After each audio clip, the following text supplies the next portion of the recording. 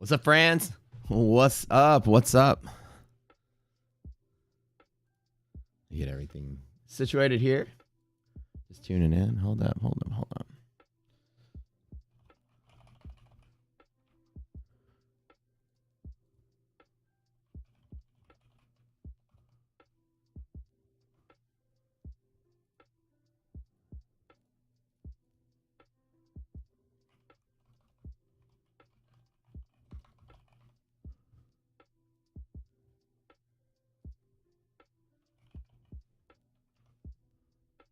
Come on in.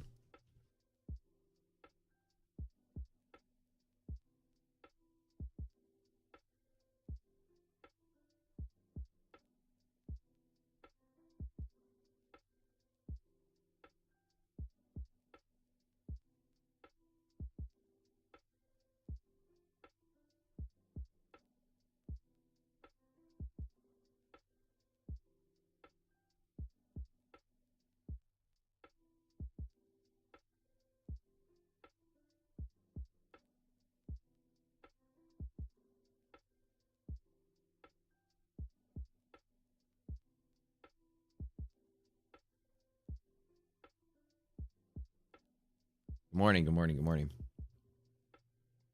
I was giving you guys a toast. I was cheersing. Cheers. Oh yeah, this is my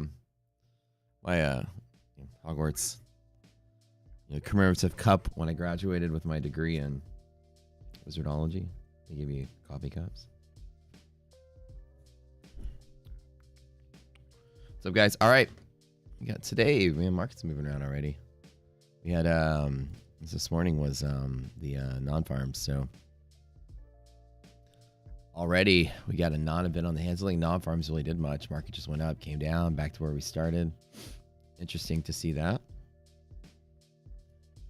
Gonna be neat to see how this market plays out today. The market's been just grinding higher, right? Super bullish. No matter what happens, it seems to be dipping and coming back and dipping and coming back. Let's see, Nasdaq went up and down 150 points and came back to start. Nice. How y'all doing today? Big day today. I am on day 10 with my Tradify. The day that secures the payouts. Excited about that. So I get to secure my payouts today. Can't be representing that. Hold on, wait. When I look at the screen, it feels like, let me double check. This side of my face, hold on, this side away from the door, needs a little bit more lighting. Don't tell me I'm sitting in the dark like a vampire over here. That's a little bit better. You guys know me, always got to fix my part. Make sure I look nice and clean for y'all in the mornings. Ooh, just a little bit more. It's time for a haircut. How y'all doing? I'm crushing it today. So far, sitting out, waiting for payrolls.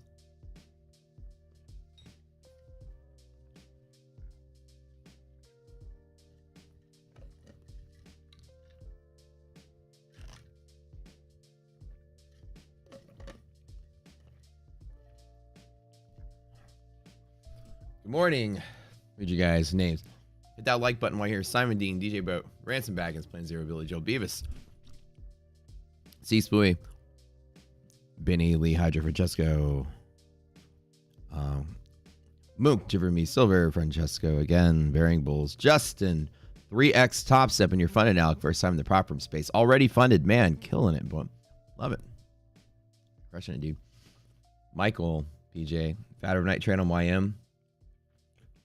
What up? What's up, Shannon? What's up, man? Shane and Mar, what's going on?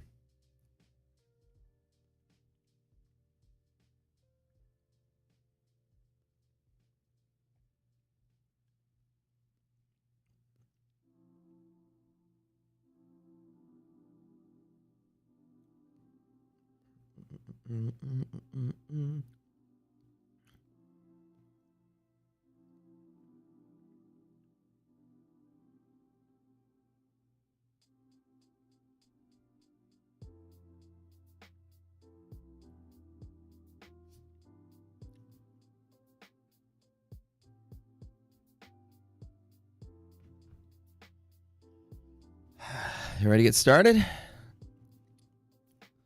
All right. Ready to roll here. So today we got a pretty big day. We got Spaces at 8:20 my time. So 10 minutes before market opens, I'll be on Twitter Spaces. Just like last Friday. Remember 2 Fridays ago, we had started off this podcast, me and Jay Minks, if you guys know her. We're going to do this podcast. We're starting off with Twitter Spaces just to kind of like get it rolling. It might evolve into something even bigger, like me having like a personal podcast or bring traders on the space. I'm thinking about building a little podcast room in my house. You know, a big old open space I got them and turn it into like a decked out, really nice looking veg out studio where I can get people to fly out. We can hang out, chill, chat, trading, whatever. Until then, we're going to be on Spaces and really exciting time. We started off talking to Brett Simba the first time. We got Jada last time talking about futures funded family. And then today we're going to have ETF. So we have representatives from there coming over. We're going to be chatting with them. If you guys have any questions about them, so into the Spaces. We're talking everything prop, everything futures, everything futures of the industry, future of the future industry.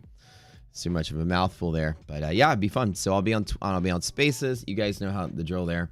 I'll be able to like... Oh, I know how I'm going to do it. I can get on the audio. I can get the audio on my computer, and then you guys can hear it through. Okay. So, I surprise myself sometimes by being smart. Okay.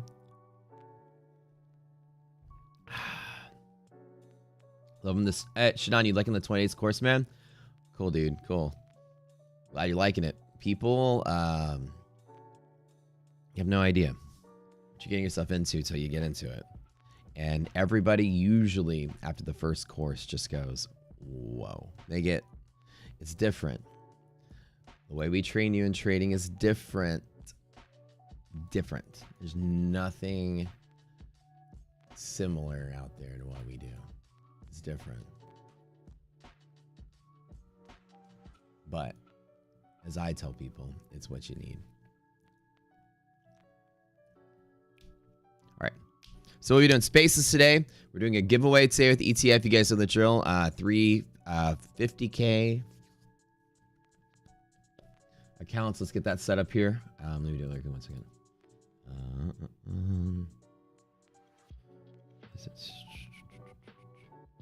I always forget. Oh, I know. You guys know the drill with that. I'm gonna put the bot's gonna post a channel here as soon as we kick on this this giveaway. I'm gonna do that right now.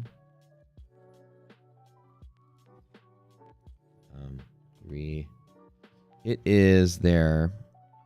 Let's try what sword I'm looking for. I already forgot what it is.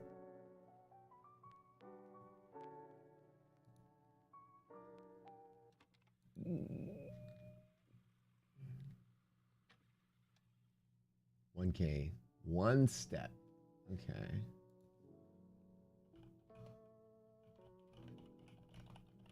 Free giveaways, guys. We do this every Friday. You come here every Friday, we do giveaway of prop firm accounts. We're about to... So basically, you guys have bought enough Tradeify that we qualify for Tradeify giveaways. So you keep buying your Tradeify. There's tiers there, as I was told. And there's 3 tiers. And in the... Literally the first 9 days we've been with Tradeify, we're already at the first tier of giveaways. All right, giveaways have been started. Missing end time. Oh, hold on. Okay, we're gonna do the drawing at roughly 10:30 today. My time done. Okay. My coffee hasn't kicked in yet. I got up to a late start today. Get everything set up here. One more thing with the bot.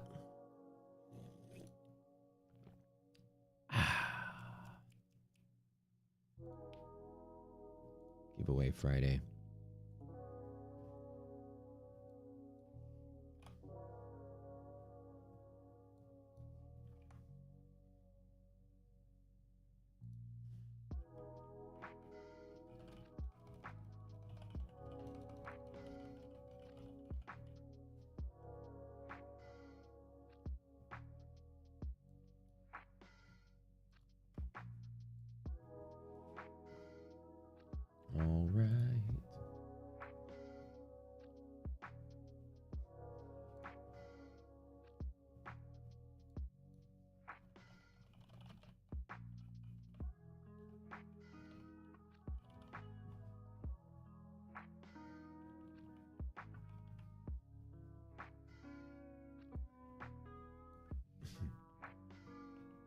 Give me 1 second.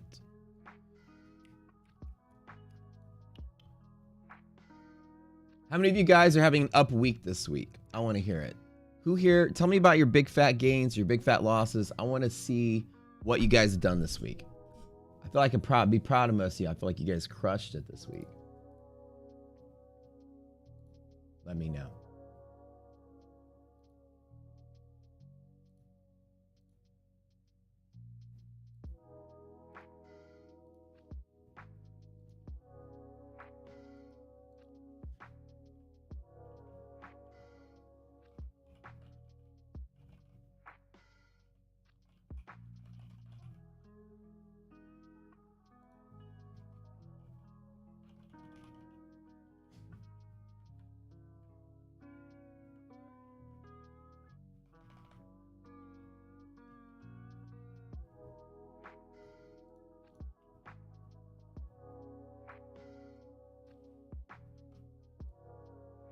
Giveaway.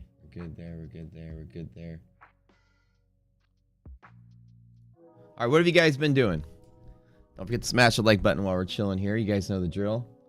1 out of 5 of you love me. 4 out of 5 of you don't know yet. You just got your first Apex Live funded account. There's 2 people in here. Justin with this 3 top step now funded. Wow. Good to hear, man. Many more to come. DJ Boat, first Apex Live funded account. Many more to come.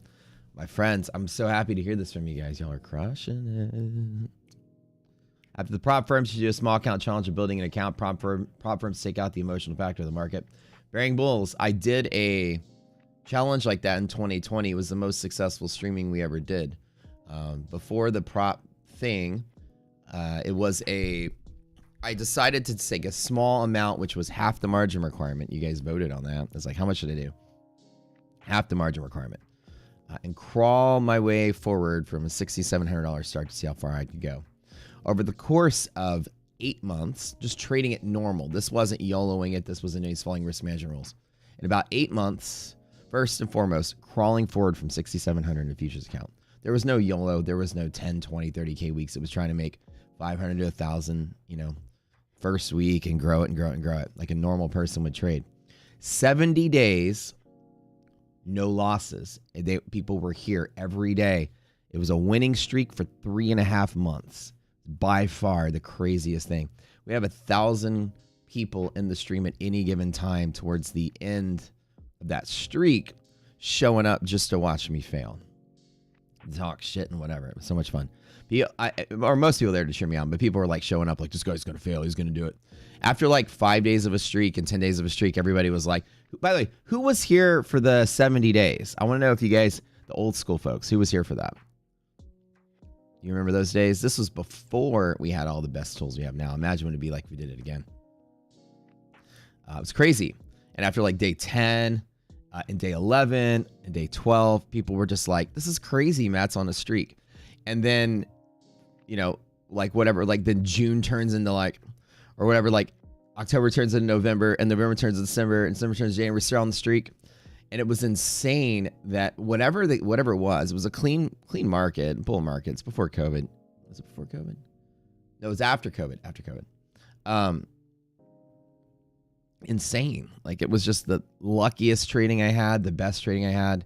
I wouldn't say the best technically I did because my win rate was still really good because I have better tools now and my win rate is much better now. But luck was in my favor all the time. And like in the middle of the stream, the streak, one of the days I was down $1,200 and I managed to crawl ahead and make $12 to go green to keep the streak going. It was insane. So we had a lot of fun with that. But the prop firm space kind of made it to where people were excited about prop firms going forward. So it's like, do I want to go back to the small account challenge? Will people enjoy that? Maybe so. The reason I started trading prop firms was for you guys, because it was basically what drew a crowd. I'm not going to lie. Y'all are more interested in that. But if y'all want to see a small account challenge and keeps the numbers high, I can do that after all of this. Now, the goal which you want to do as a trader is actually the same thing. Make your 15K, 20K, whatever with Apex or Tradeify. They give you that money. Take it and put it into your account and then grow it. This is what you all want to do. as a trader. Start with $100. Jesus Christ, that's terrible.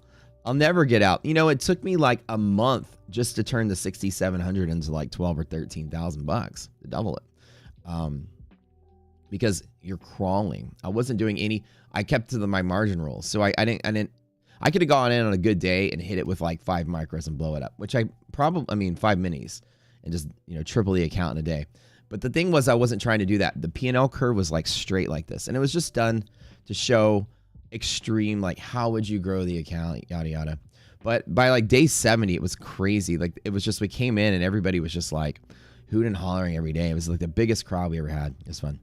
And then at the end of about 8 months, the account was like right at about 100K, between like 90 and 100. The last YouTube stream I did, it was at the peak.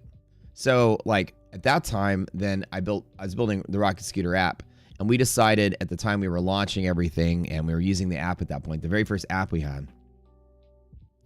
And we decided to move our business to Zoom only. We drew such a big crowd. We jumped off of YouTube and went back to Zoom. We tend to like go back and forth and get serious about it. So we were like learning a new system. We had a new app. The app had some problems and things, and we were like, okay, let's get our community together. Let's rally around the app instead of YouTube's more like a show and goofing off and whatever. But Zoom is always like really, you know, like honing in. So now we do YouTube and Zoom, so we do both. But back then, the very last day of the stream, we left at the high, so it was pretty cool. So I took the 6,700 close to about 100K, and it was all done live on stream, which was fun.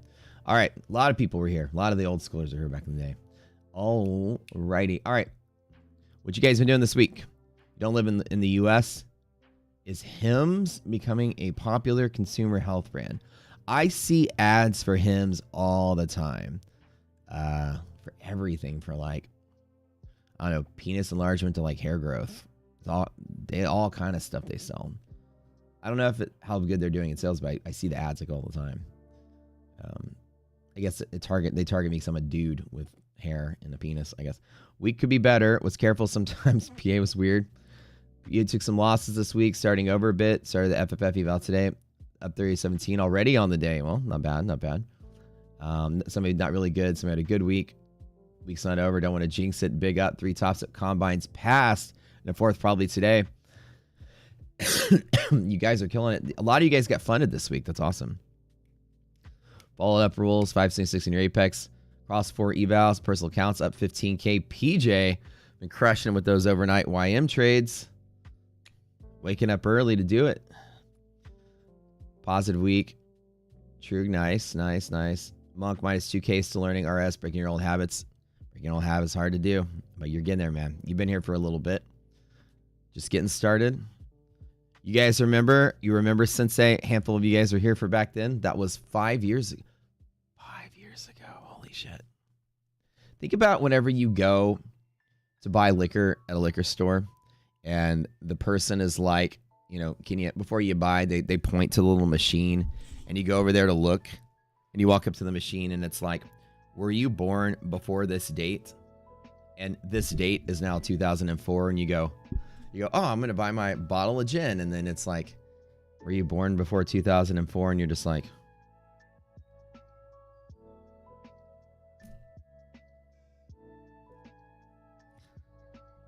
where the fuck is the time gone? This is our life now. You must have been born after 2004 to buy this alcohol. And you're just like, oh, where did the time go? Used to, when I started buying liquor, that number was, were you born in before 1986 or whatever? It's like, heck. Oops. Do I have a profitable student? Yeah, lots of them. Lots of them. You just go into the Discord. There's one guy in my Discord like last week that made, I don't know how much was it, 300,000 or 600,000, something like that, in like just a couple months trading Nvidia options, was it? A ton of people in there funded, getting funded payouts. It's all, dude, our Discord is a celebration of people finding themselves trading. Just go in there and check it out.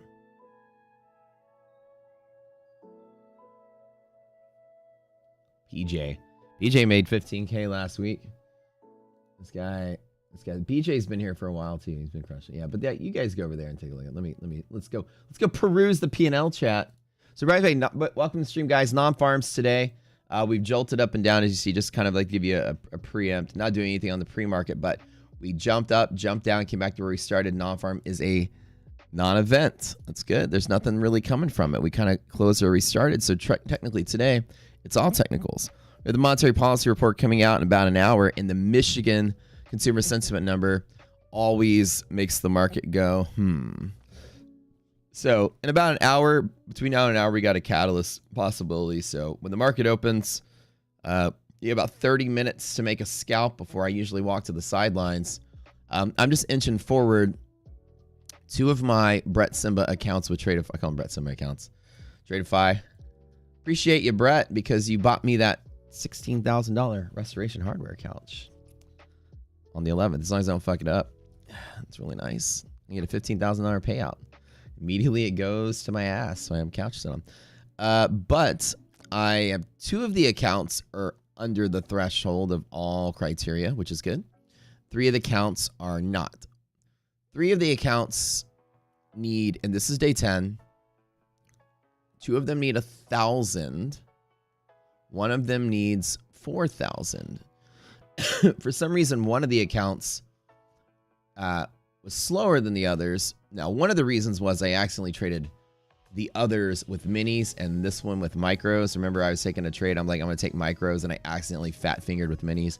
And one of the days was like 2,100, 2,000, 1,500, 1,800, and then one of them was like 200. You guys remember that? So all of them got ahead of one account. That account, we got to fire that one up today and really crush it. So, two of them need 1,000. Two of them don't need anything. And one of them needs 4. I need $6,000 to secure the $15,000 payout. So far I'm up 46,000 in those accounts though. So payouts on the 11th, baby. My couch doesn't touch a wall. That means I'm rich. That's so funny. You want to see the picture? It doesn't really do much justice until you take the picture with iDoc sitting in it. So let me guys show you the picture of the couch. Hold on. Let me post it in Discord really quick.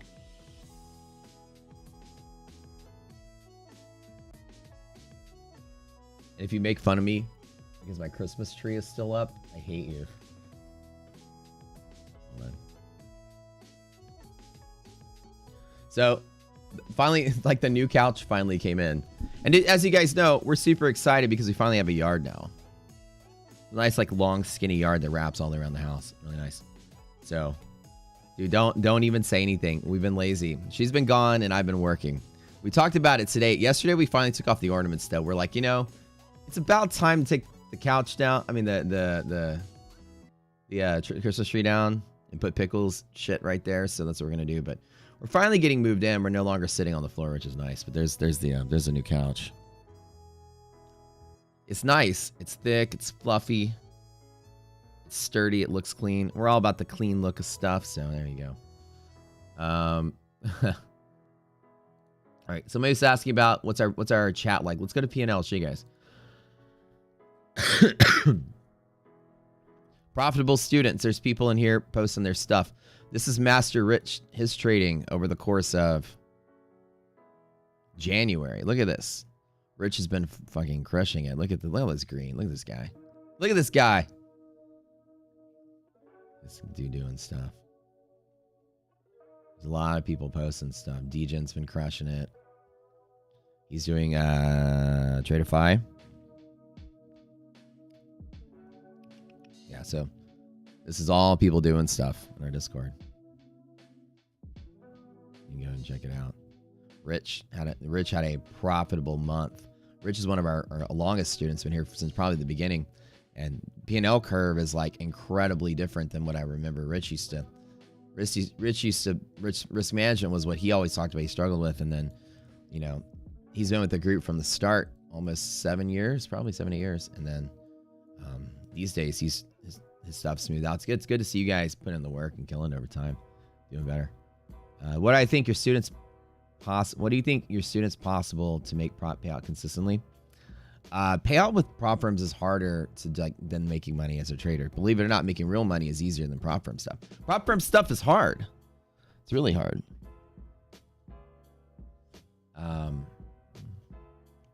Couch is such a wall. You're rich. You told iDoc that, and she was like, "What?" You think? Oh, were you in her stream last night? So iDoc is also a streamer on Twitch, by the way. So sometimes we'll have DJ now where we'll all just go chill in her stream. You know, we do serious trading stuff in the daytime, but at night we all just go hang out. So when iDoc streams, you guys are all welcome to hang out there. We just talk and shoot the shit. She's really funny and entertaining, and we talk about whatever. Last night they were talking about crypto and our dog and our trips and all that stuff. And I was just hanging out there. I'm a mod there, so I'm usually in chat, and y'all can talk to me and talk to her. Somebody's up a lot on 5 Top Step Express funded Jimbo, which about the time you blow it. And no. Don't manifest that, Jimbo. This is the time you will cautiously walk your way to payout. What way do I think it's going on after that candle?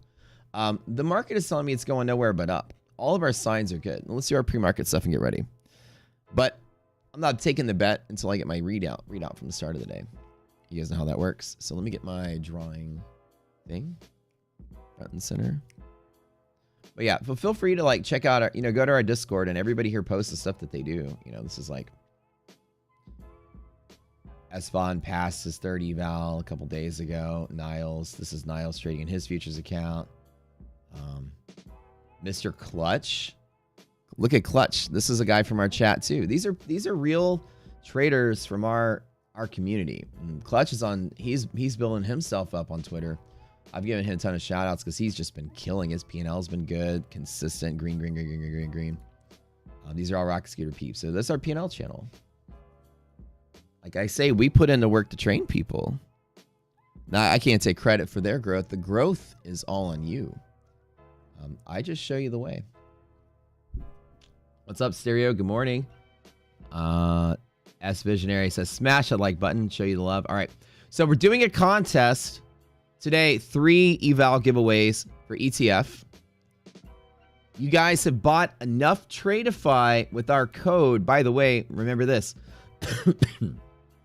There are tiers in this affiliate program. And if you buy a certain amount and we accrue a certain amount, we get approved for giveaways of Tradeify stuff. And I'm going to tell you the monthly threshold you guys hit in a week. It's incredible. So we already qualify to do Tradeify giveaways. I told Brad, I said, at the end of the month, I want to do giveaways. He's like, well, we have tiers. And I was like, I'm going to hit them. We're going to do giveaways. He goes, well, we'll see at the end of the month. Let me know. We're already there. So hopefully I could convince him before the month is over, hey, trust me, look at our growth. We'll get there.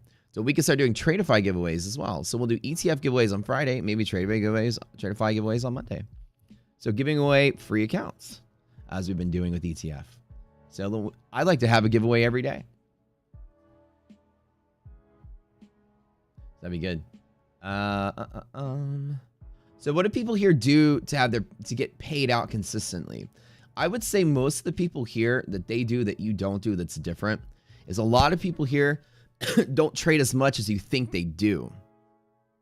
Trading, if you watch me, is all about waiting and planning and acting. Most of this $46,000 were made in $2,000 to $5,000 bites off of 30-point moves and 40-point news in the NASDAQ. I'm not busting it up and getting 200-point runs. I'm waiting. I'm striking up at high probability setups that are 80%. 90% are the most ideal conditions. I wait for them. I hit them. Consistent. Consistency is key here. And I'll show you guys my stats while we're chilling and waiting. As we're going to talk about what's going on today in the market. Nonfarm turned out to be a non-event, which is good. The market has been surprisingly bullish despite all the tariff talk. If you know my Trump, like I do, the minute tariffs are mentioned again, the market goes kaput. So here's the stats, ladies and gentlemen. Oh, this is just February, but January is tying into that. I've had 1 losing day and 8 winning days. This is day 10. This is the day that qualifies for payout. This is my first go around. I got the accounts 2 Thursdays ago. My mom went to the hospital on Friday, and I started trading them on that following Monday. So this is day 10. My first go around with Tradeify.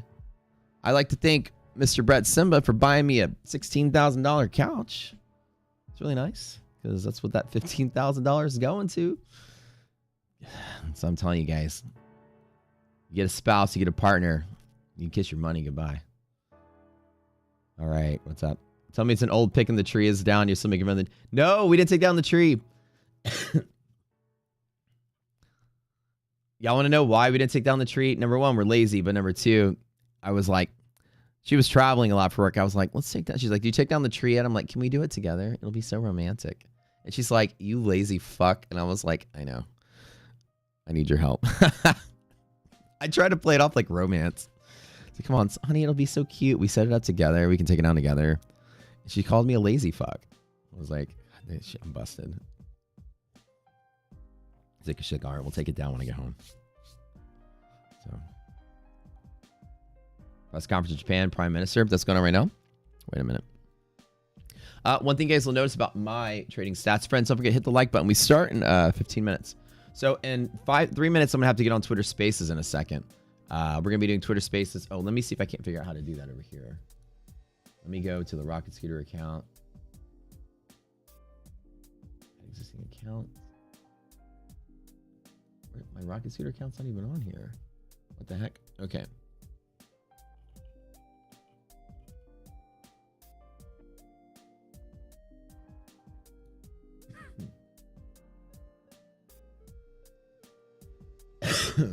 Well,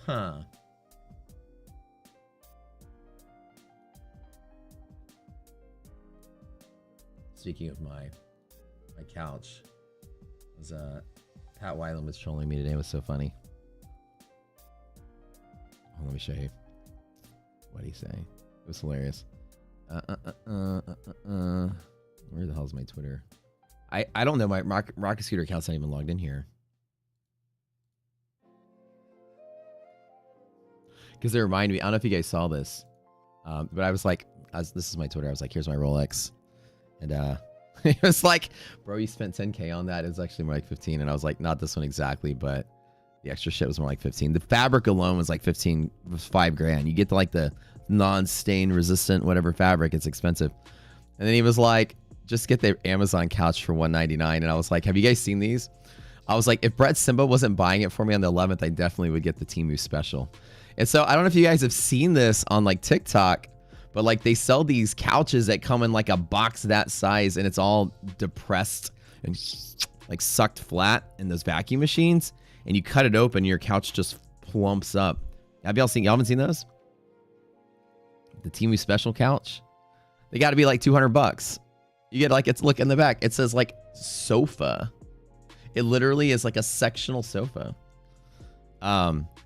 They say they're actually really good and they're actually really cushiony, but like the $200 Temu special couch, pretty good. But yeah, so anyways, that was like thinking, I was like, man, did I overspend on a couch? And I was like, oh no, Tradeify is buying it for me. So as long as I don't fuck up the accounts today. So here we go. Here's the stats. 46,000 in 10 days, 9 days, 80% win rate is, I've been doing very well, but also getting lucky. My average win to loss 1.1 to 1 is very important because most of my trades are 1 to 1 to 1 to 5 to 1 for these scalps that I do. And a lot of the bigger trades, if I get lucky, I can get 2 to 1 or 3 to 1 normally in my trading account. But whenever you're trading trader funding programs, there's a trick to getting paid out. It's not going for windfall trades. You have to have something like this because this shows control. My win is slightly bigger than my loss, and they're consistent. They don't lose a lot. Lucky for me, you have to drive your P&L to not make too much in a day and not lose too much in a day.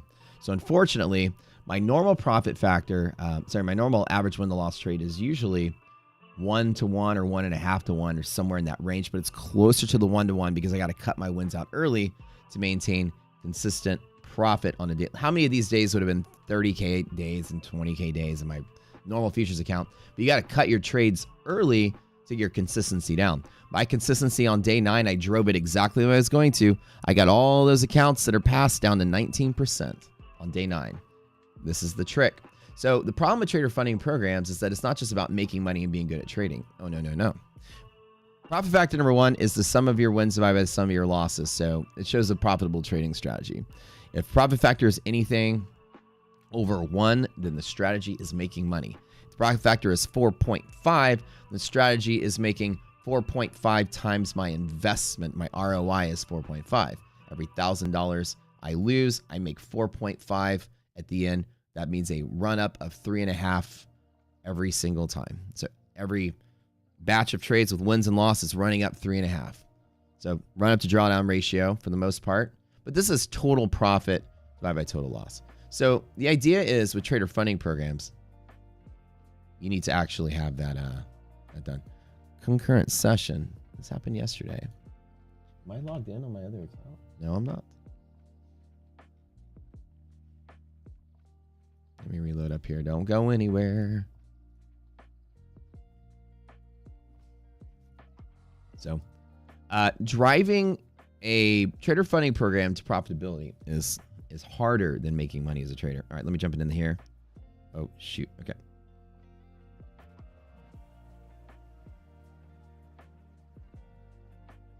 Round spaces today.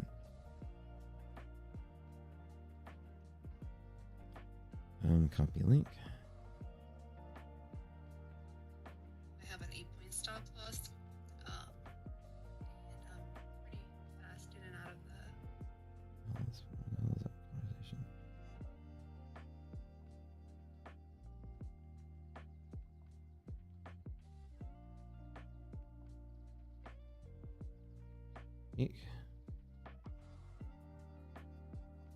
Well, I'm trying to get my guy in spaces here. Hold on.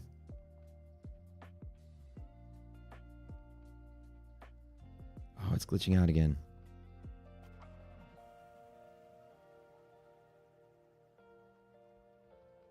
Hopefully he got it.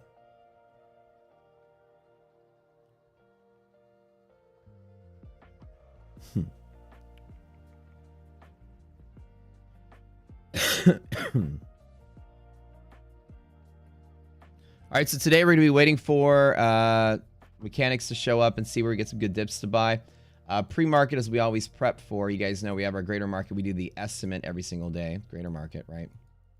I'm going to tell you guys all of our greater market signals. Just tell me if the market's bullish or bearish. Already out the door, I'm going to make the assumption all 3 of them are doing well. Jesus, this is always messed up. Trader spaces is lame. Greater market, DD greater than 0.5. Okay, so looks like I'm guessing, and we'll confirm when we open. SPY is above MHP. Yes. Right now we're trading at 21,884. We're so far above MHP. We're really far from monthly expiration. Gonna be good. DD was greater than half. It was like 0.7 something yesterday. And the monthly maps in S&P was extremely bullish. Like it got really bullish again. And so everything's cleaned up and is really bullish now. So all 3 things are up, which means I'm a really strong bull today and be finding dips to buy. You guys know it. What's up, guys? Smash that like button, friends. Let's get ready to go.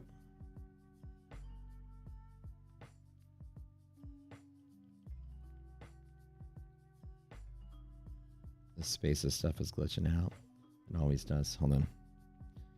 Good morning, guys. How are y'all doing? Good morning.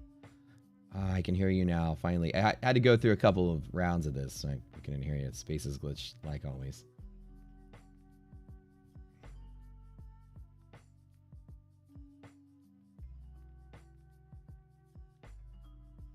Let's see.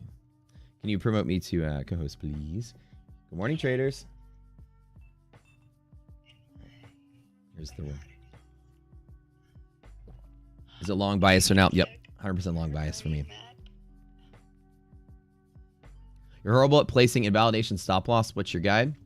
From the target that I pick, if that's the target, I do 40 points in NASDAQ, 10 points S&P maximum. 40 in Q, 10 S&P. And I make sure I get at least that much to go. And the reason why that number is important, because it mirrors the the distance between option strikes and the underlying ETFs. So like they move in 1 point increments on QQQ and SPY, which means futures are going to move in 10 and 40 point increments, ES and NASDAQ.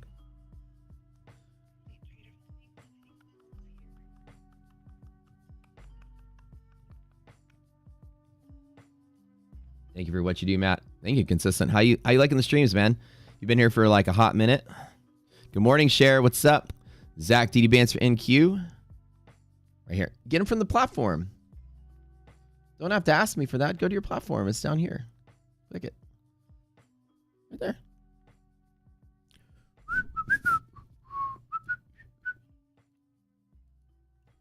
We're right smack down in the middle of all these things. And this was the NQ, this was the gap fill on NASDAQ. So I think we've tapped that and closed it out. So let's delete that.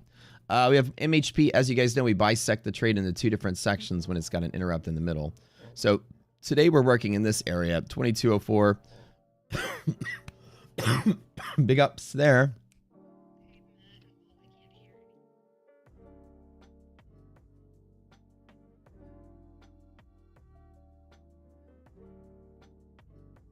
You couldn't hear us because we were just being lazy and not talking. You know how it is pre-market.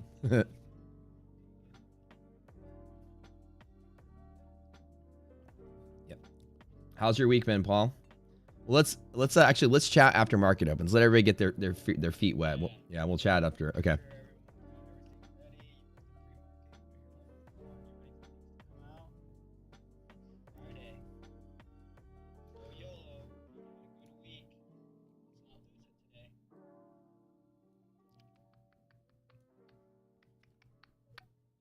Thanks for the risk interval for CL. Works like a charm. You glad you're liking it?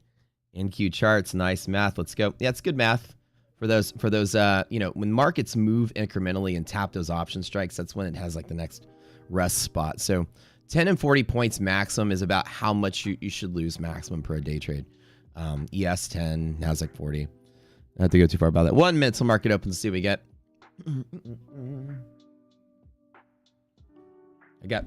I got my other computer set up with all my other top step and apex over here. So I might go back and forth. What's a candle at 8:30 Eastern? That was the non-farm payrolls that came out. So it shows the change in employment in the non-farm sector, which is everything but farming. And it goes up, it goes down.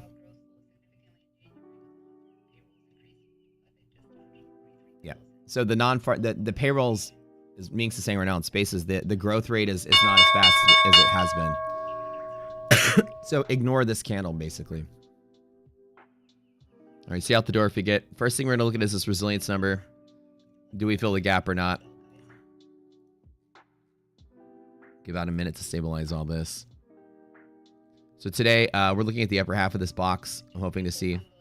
And today, the first support that we have is 825. The support.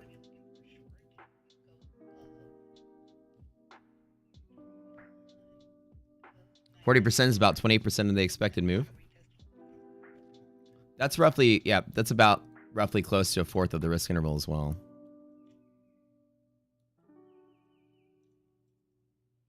I think the RN risk interval is 160. So it lines up very quickly. So gamma, that's actually set by the margin requirements, by the maintenance requirements, by the CME span too. That's why it lines up to be about a quarter of the expected range. The options mirror that particular risk. So like the risk interval is roughly 160 on NQ, which is roughly 4 strike distances in options. That's a coincidence that it's 4. It changes, but it's usually on intervals relatively close to those strike distances. 40, 40, 40, 40. Yeah. Gamma, you know all this stuff. I'm preaching to the choir here. All right, let's see what we get. We're all talking about geek shit, options math. You guys probably don't care about that, but we do. We sit there and think about it in our sleep. All right. Gap and go on the open. Do I like it? Let's get that bounce and tap. Yeah, I do like it. So I don't want to. What's that in Spaces? It's like market's opening pretty good. Non-farms turned out to be somewhat of a non-event. Market kind of jiggled around a little bit, came back to where it started. All of our indicators are showing still strength in the bull market. So I think market's looking pretty solid. Upper targets for me about 22,000 on NASDAQ. That's about all I see. And then be careful from there. We have Michigan numbers coming out in a little bit. That's always going to be a trigger in the market as well. So while non-farm isn't moving things, those numbers might. All right, guys. So what I'm going to wait for is a pullback. I just pull back first. Dang it. All right, so SPY is good. Nasdaq is good. We have an open. I hate when it's been doing this every day this week. It's not giving us a good solid bounce. The market opens and squeezes higher. Too much move. We did open right off of here. This is bounce point to go. God, I hate when the market does this. I'm not getting anything to get in on. I got to get in on this somehow. Hold up.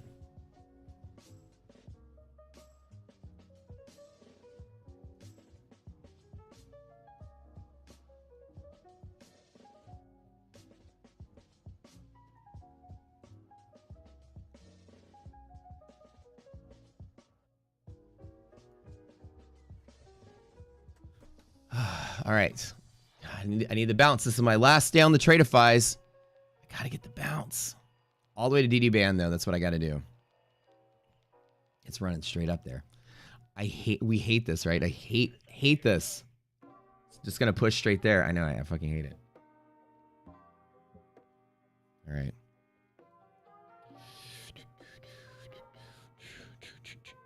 Okay, so in reality, that's the trade, and that really sucks is because it just pushes straight there with no stopping. So let me look at SPY really quick. The S&P is probably the better mover, so let's go ahead. S&P is probably the one that has room to move, and let's wait at the open here. So resilience is good. Let's see what happens when SPY turns around and touches back. So Nasdaq's probably the missed opportunity here, but let's see what SPY ends up doing. We have plenty of room. We have at least 25 points to go on the S&P today. So let's go ahead and wait on that. I think SPY is going to be the one that gives me some moves. We'll see what we get on the tap. So resilience number, watch out today. We're going to see what happened right at the open there. That was quite a nice little push up right at the open there. Market just didn't even hesitate and just went straight up. Yeah. So about that 22,000 level Nasdaq and about 6136 is my upper target on the S&P. I'm waiting for a little pullback to confirm the gap open, and I might grab a little dip here and take a chase.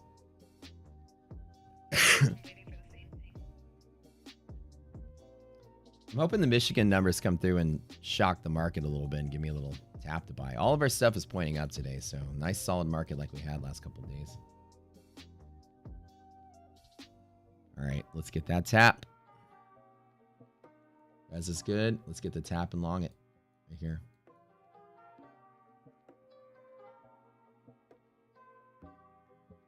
About 67.19. I need about 2 points. Let me just go ahead and enter. It's only 2 points.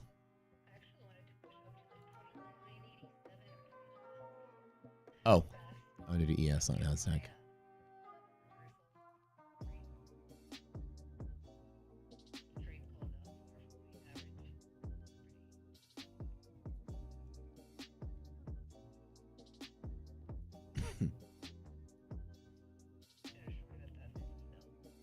Watch out if that res goes negative, though. Be careful. So if that goes negative, then I'm kind of in the wrong spot here. Just putting one right here on the edge. There is no pivot until much, much, much lower here.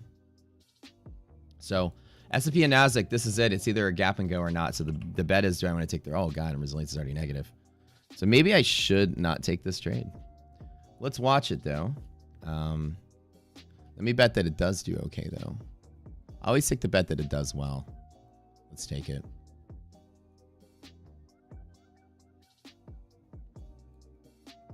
Let me hang on it. 2 contracts here, we're good.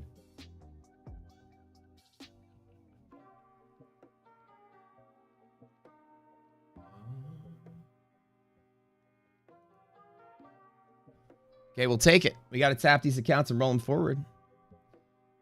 So, Paul, what do you usually like to trade? Like, what are some of your favorite things to trade in the mornings? I'm assuming futures, right?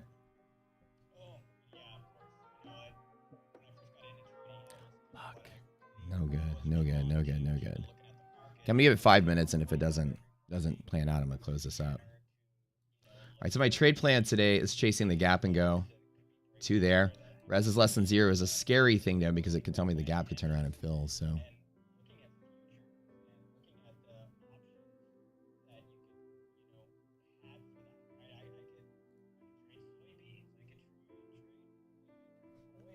I need this number to go positive or I'm going to get out of this. Come on, Res. Turn around.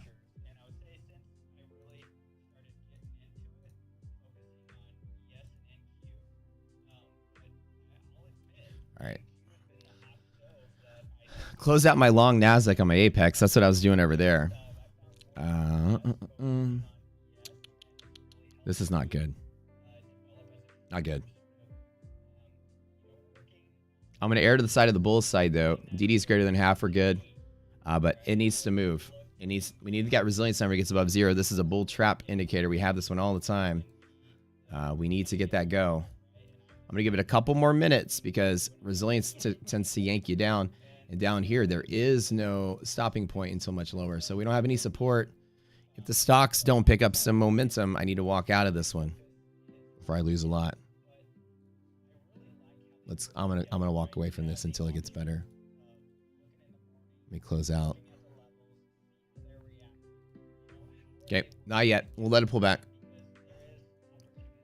These are the trades today so far. I was in Nasdaq in one of them and the S&P in the other, and I just walked away from it.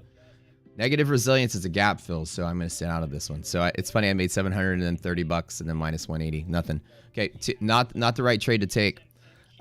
This is an eye opener that we might be pulling back today, so I'm going to stay cautious on this one. I know I'm going to be a little wuss about this. Yeah, very nice, man. So what is your most successful, you'd say, of all the things you trade that you have like the easiest time trading for you of all the contracts? Or whichever Nasdaq or whichever instrument is your favorite or easiest for you.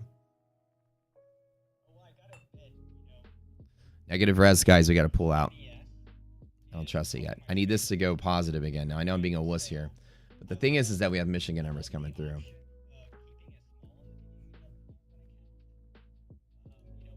I know I cut out early.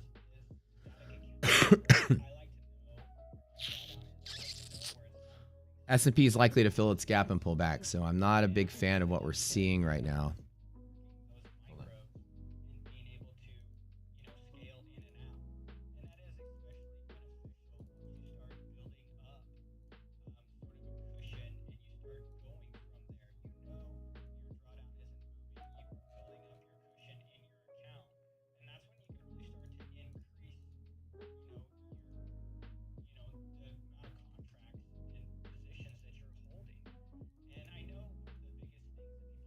All right.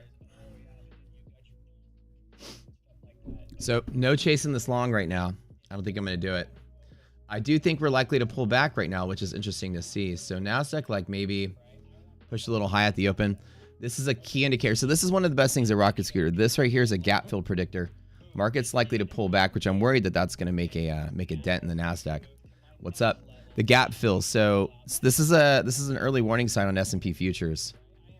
I got out of the way quick. Until resilience starts to stabilize, I usually don't chase along.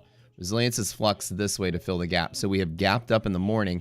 This is telling you the stocks are pulling back. So in this kind of trade, I don't necessarily chase after it on the long. So the gap and go, I get a little nervous until this number is greater than 0. So today, guys, we're going to let it pull back. And I'm worried that if it does pull back, we have no supports for a while. This could be a really bad day. So I hope that the stocks turn around and fill the gap this way. I did cut out of my trade early because there's really nothing to trade off of. Nasdaq busted right out the high and looking good. So yeah, the gap is the distance between the open and close between the 2 days. What's up, guys? Hit that like button. We got 400 people here. Every single day our stream gets bigger, bigger, bigger, bigger. I'm up $43,000 on my Tradeify accounts. This is day 10. I'm not going to go fuck it up on the last day. Hold on.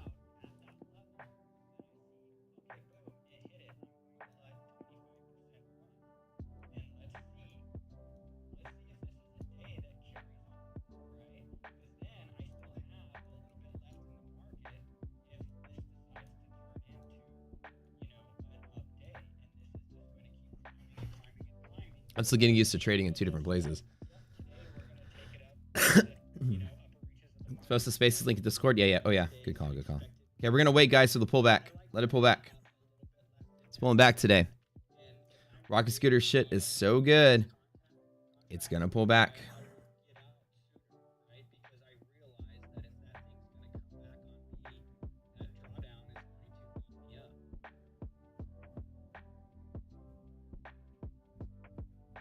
That was excellent. Excellent commentary, yeah.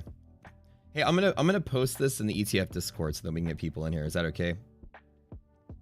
Or actually, no, Jason, you're here. Can you grab the link and share it with like an everyone in the ETF Discord? Or either one of you guys can. Yeah, at the top there's a little share button. All right. As much as I do want to chase this long, this will be like the third day in a row that the S&P moves faster than the stocks. I always take caution on these kind of things right here. So the giveaway link, if you click that link in the below, go to the Discord and click it. So we're doing a giveaway today with ETF. We're giving away 3 50K accounts for these guys. And by the way, if you buy $500 worth of any prop firm account, let me tell you what you do. Use our code. If you guys use any code out there, use our code. The money we get for the commission goes right back into the platform, and we build stuff for you with it. Imagine you buy something, and then someone else is like, code. They're using that money to like pay off their Lambo and shit. You support their lifestyle. Here, that money goes back to the company, and we build something with it. So if you guys are ever buying prop firms, use our code because it circles back into the stream, to Rocket Scooter, to everything, to the things we're building here. Again, resilience is never wrong. Resilience is never wrong. It's the state of things. This net market cap of stocks are doing this. I could chase along. But there's a big spread on where the S&P should be versus where it is.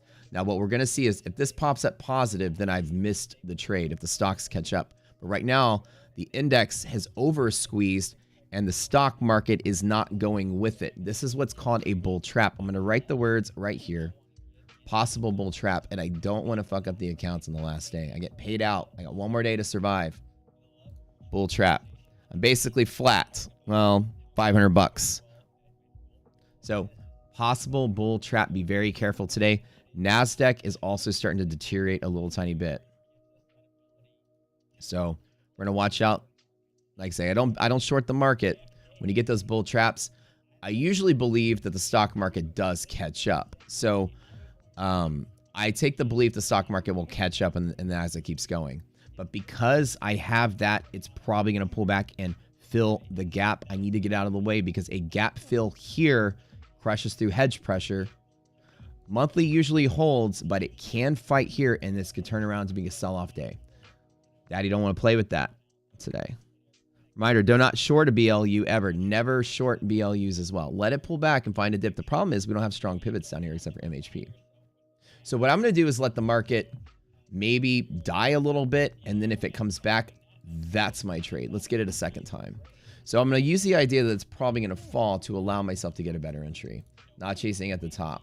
I need to pick up a few pennies. 60 points in NASDAQ is possible, but the stocks are looking a little garbage today. What's up, guys? Don't forget, everybody, hit that like button, bottom right of your screen. RTY is the best play. Let's double check it while we're here. RTY is looking good. Well, bear zone, bull zone, I would be X'd out of that trade there. Not bad. Let's check out VIX for a moment. So everything's looking good. DD ratio, greater than half, SPY above MHP. Monthly maps, super clean. Monthly maps going to forecast 3 months out. So if you guys are shooting a Rocket Scooter, we have a tool that can look at the market 3 months in advance. This tool right here is how I'm able to call major pivots very easily. So this bottom of these dark gray boxes sloping down like this means the bull side is getting very strong. The bottom or the top of these bear zones sloping down means the bears are squeezing along the way.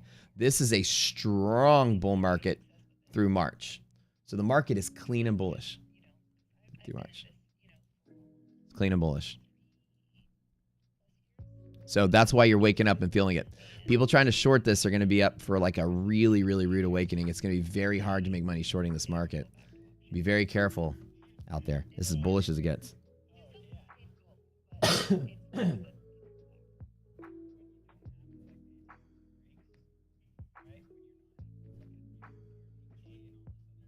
Okay. The problem is we don't really have a good entry on anything. SPY and QQQ, the only pivot that we have is like way off the charts down here. So the balance point is really far away.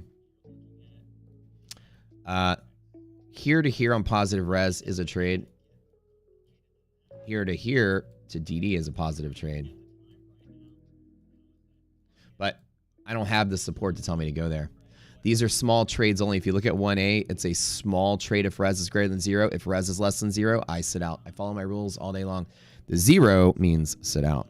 So I don't chase this. I'm going to be smart today. You guys know my rules. So this little liquidity map off to the side is the guide for the play. Do you see how there's upward momentum from the open and from the open price is upward momentum? I bought this dip to make the trade. But when the confluence is negative, I do sit out.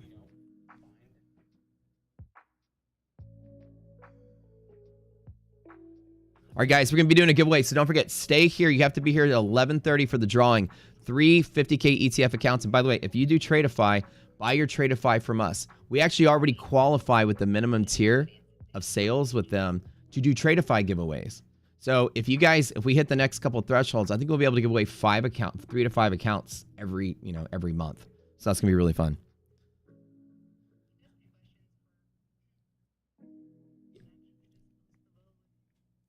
So I have a few questions in general. So, I love you guys, ETF. You guys know, I'm a trader with ETF, by the way, if everybody that's listening here.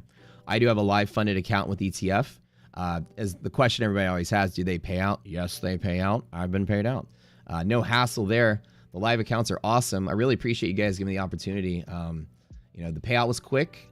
It was the day I asked for is the day I got it. There was no problems there. So, in the world of prop firms, that's what everybody always wants to know.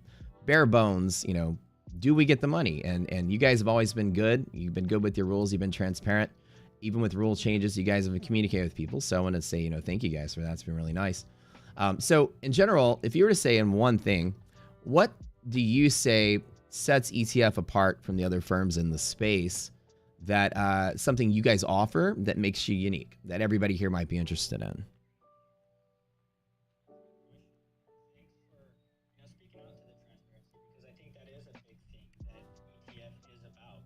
True that. I got paid out by ETF. All right, guys, in chat, what do y'all think? Up or down? Let's vote. Do you think up? Do you think down? Res is positive. It's getting there. Yeah, so that's kind of the thing that is kind of getting there, right?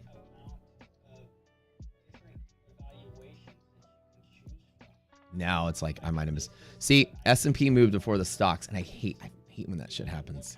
This is the 4th day in a row this has happened. The market, the S&P is getting squeezed so hard before the stocks are moving. You think up, chopping up. Some people think down. Overall, up for the day. The problem is I don't have good, strong pivots to trade off of today. I don't have much. And we have the Michigan numbers coming out pretty soon. So guys, don't go out there and blow up your account. 9 minutes from Michigan. Yeah, no shorting this. Not fighting against this. I did close out early. Not taking the trade because I had a scare. But now the stocks caught right back up. So when I told you guys earlier, one of two things happens. Either the index can fall to fill the gap because the stocks are down there, or the stocks can catch up to the index. So today is another day where the index squeezes first. Very weird. That doesn't happen that often. And it's happened 4 days in a row. It's been crazy to see this. We've been not getting good setups. Index just moving without us. Okay, so everybody go to our Discord. The bot is posting a link. Go to the Discord, enter the chat, enter the contest here.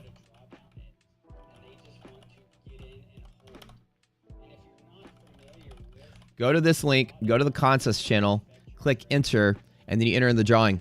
In an hour and a half, we'll be giving away 3 ETF 50K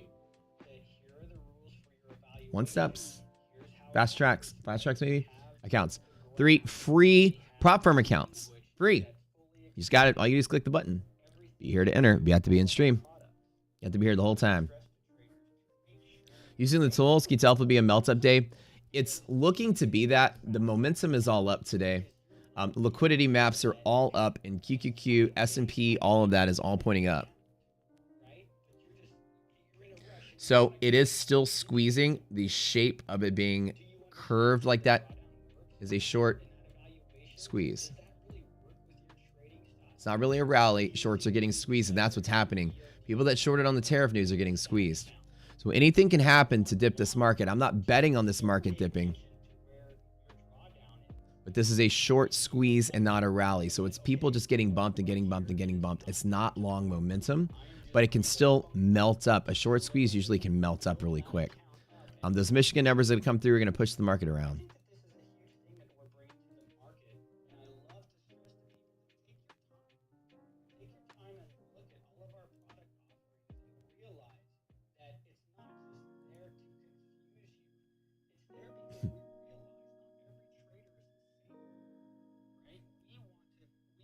Upper target today, if you guys are on the long, the reason I'm not risking taking it, I would jump in on this because I'm on my last day with Tradeify. I can't take any abnormal risk to ruin the, to upset the balance. I basically just need to inch forward. That's it. I inched forward, so we're good. But the upper target today, 61.36, about 15 points higher if it continues to go. Today, you're going to keep your eye on these numbers right here. If they stay positive, we're sustaining a rally. Positive res is support at the open.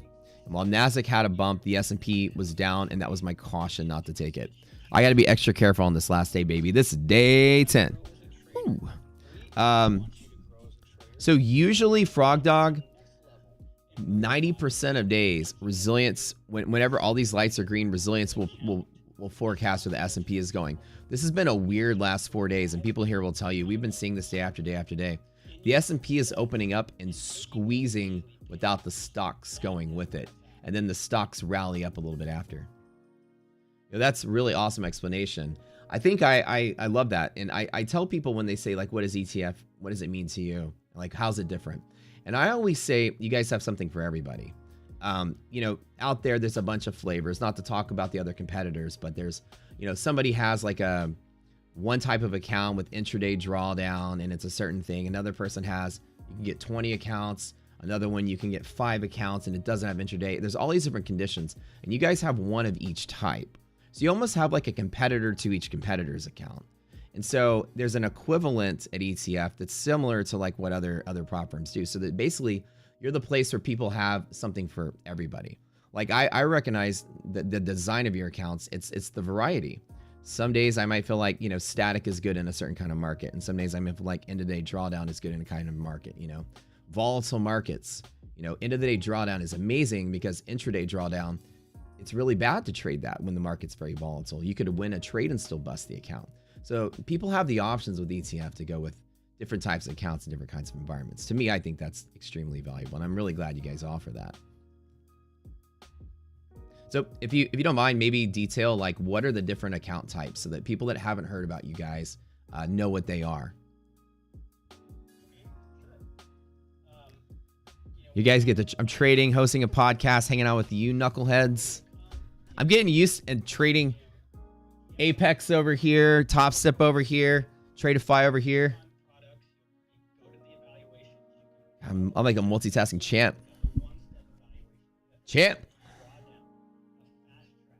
Just like the rally from 113 to 123. So let me show you about resilience. So resilience is usually a leading indicator in most rational markets, but right now the index has been squeezing without the stocks agreeing. So let's look at something like NVIDIA, right? Let me show you guys an example. NVIDIA was moving out the door, which is why the Nasdaq moved out the door. But let's look at like some financials or something, right? If you look at the sector spiders, let's see what the indices are doing today in the different sectors. Like materials, right? Industrials, healthcare. Let's actually look at something in the middle. Come on, open up.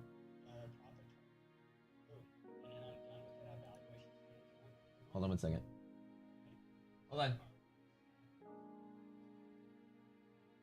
Gambling in my Apex.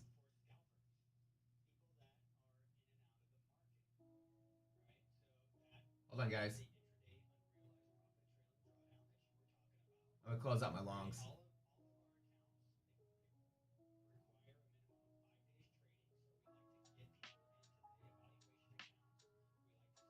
I'm gonna hang on to this. Closing out my longs and my Apex. I'm taking the risk over there, though. So let's see some of the other stocks, right? Started moving like a little later. So some of the stocks were opening flat and then started picking up momentum roughly about 8:45. So as you see, the index was moving much quicker about 8:36. So we had about 10 minutes of index move before the other stocks decided to pick up. Hold on. Let me.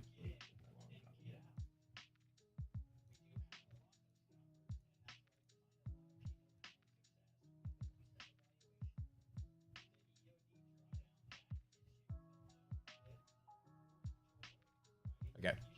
Close that on my Apex. There's about like 30, 40K over there. Yeah, I was long out the door, which is good. I took the risk over there, but in the trade defies I'm not. But look, guys, look. Question. See how good I am? You see how good I am at this? I'm not chasing along there. Be very careful. Res on Nasdaq just tanked. And I don't know what the fuck's making it tank. Hold on. Invid. No, it's not Invid. Microsoft. Don't chase along. Dude, you guys are telling you. People say I have a crystal ball sometimes, but don't give me too much credit. I just get lucky a lot. Lucky. All the time. Google? Who is it? Who is it's ruining our good day? Well, Google's one of them. Let's look at the scanner. Actually, you can find out using the scanner. What you're going to do is go to scanner. You're going to look at half gap breakdown. And we're looking for some heavy market cap NASDAQ stuff.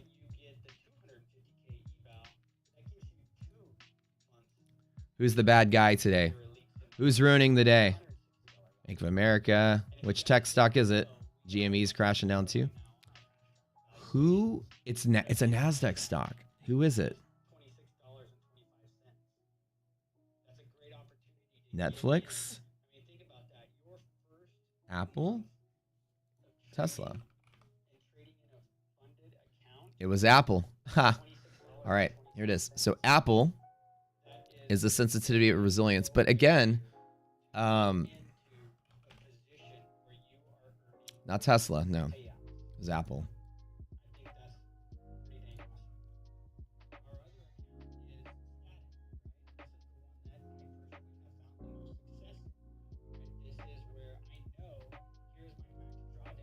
I took some longs on NASDAQ, got out of the way. I am out of the way. I'm SPY. Like I said, we have Michigan numbers coming out in 1 minute, so be very careful. The market's going to move quick today.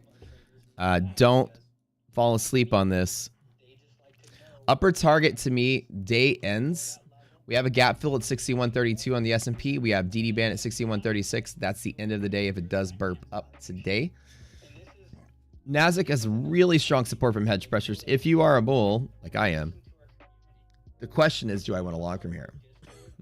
So if the news comes out and we dip and we come back to there, I'm going to chase along on that dip. Just like we've been waiting. The market's been so sensitive to news. I've been getting those dips, right? Yesterday, when the market... I'm so fucking good at this! Get out the fucking way.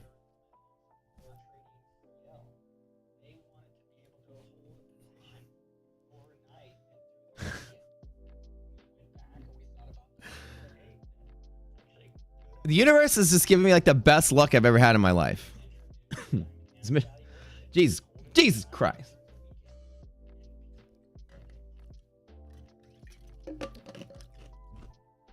That's amazing. Explanation is awesome.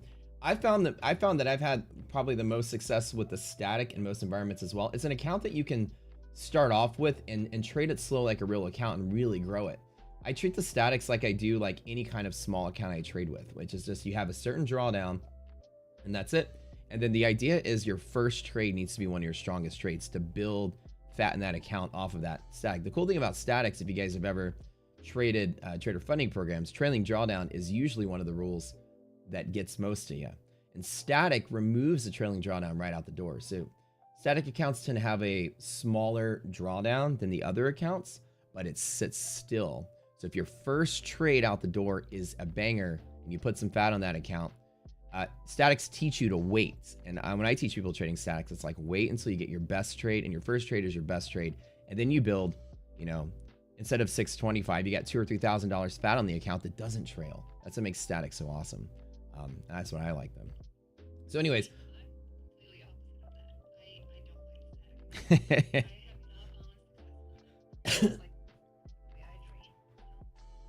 What's all that noise upstairs?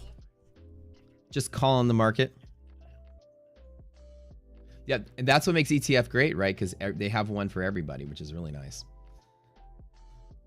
For me, by the way, just letting everybody know, the market took a quick little nosedive on the Michigan numbers. We were kind of expecting that. Non-farms kind of wussed out right when the market pre-market didn't do much, but now we have those inflation expectations came through.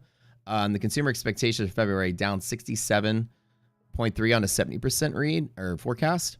And the actual consumer sentiment itself was 67.8 on 71.9. So this is inflation and 5-year inflation target 4.3%. These people are reacting very heavily to this because the Fed was kind of split two different ways. After the election, most of the members of the Fed kind of changed their decision of more aggressive rate cuts to be less aggressive and more standoffish. My belief of that was the FOMC was trying to make the stock market look good, like the Democrats were, into the election. And the minute Donald Trump came in, they changed their policy stance. So there's a split in the FOMC, and the market's extremely sensitive to the possibility of not a lot of rate cuts going forward. I would be checking the fund futures today on this, but the Michigan number is a reflection of what people expect inflation to be. It's not going to be moving quick enough to guarantee that the Fed's going to change their policy much faster. We might only be getting those 2 rate cuts this year after all. But market is taking a little bit of a nosedive on that. So anybody that's trading out there, I don't trade into events. If you're trading ETF accounts, I'm giving you a hint. Don't trade through events because it's a coin flip. Nothing hurts more than a week's worth of gains blown up in a single dice roll. So we teach not trading into events. Wait till after, let it stabilize and make your trade. But that's just me, not investment advice. Sure. We do allow traders to trade the news. That is another thing. For a while, 4.3 on a 3.3 previous. Ridiculous. It's huge. It's huge. Like, don't trade into the Michigan numbers unless you like eating paint chips. You're gambling, fucking wasting your time gambling here. All right, so we're going to let it fall.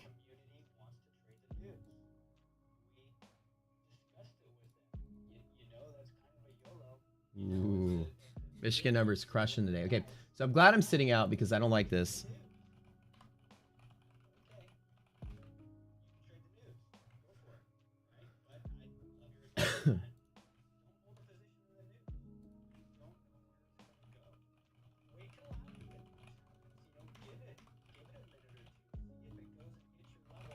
On the 1 year, that's what it did it. Last month, 3.3 to 4.3. That's huge.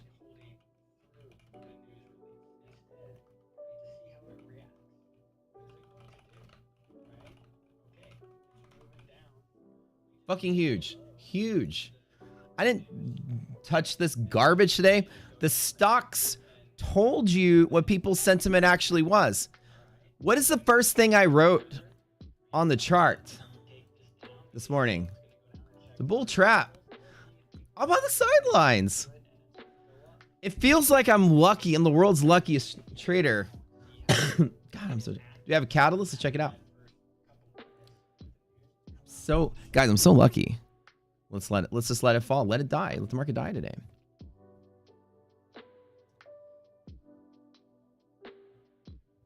Yeah, that's incredible. This, by the way, the Michigan number on the 1 year, I've been reading the data a little bit. At 3.3% was the expectation on the 1 year inflation expectations in last month's read. It's a 4.3 now. That's very, very drastic of a change. So just FYI, those of you that are like, why is the market moving quick? As we know, the 2 Fed meetings ago, the market absolutely crashed. One of the worst days we had in the year, maybe probably the worst day we had in the year, just off of the Fed changing their stance on aggressive rate cuts. So the expectation that inflation is going to be up another % in the short term could actually threaten the idea that we don't get 2 rate cuts either. That's what Wall Street's kind of looking at right now. That's why I did a little bit of analysis here. So the idea that we are basically promised 2 rate cuts, this is threatening even those 2. So that's why the market doesn't like the news it saw today, the 1 year. Crazy. All right, guys, do me a favor. Can I get everybody to go to the bottom right of the screen and click that thumbs up button? We're getting ready to roll here in about an hour and a half. We're going to get ourselves this giveaway going on. I wanted to I see something posted in our Discord. I would encourage you again to please go join our Discord, become part of our community. Here's another thing, guys. This is great. I might actually get this opportunity. I make this trade every single time. You remember the class? Every single time? Those of you that are bears, MHP short is usually a chase if you're a bear.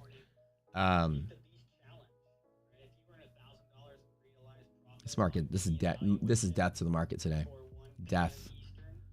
This is not good, and I would not be buying this dip at all. I'm going to be touching this dip. Dude, and I'm telling you, Our tools tell you this shit before it happens. This is the best part. This is an arbitrage indicator that tells you the stocks were not playing ball with the index squeezing into a bull trap.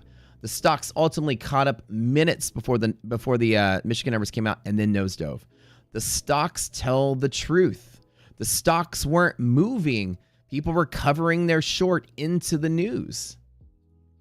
And I said, this is weird and different. We all thought we were missing a rally. No, no, no. Resilience is never wrong. Sometimes it's just late. But it's never wrong. Resilience tells you the state of the stocks. The stocks are in the bottom half of the redistribution zone. The stocks are not gapping and going.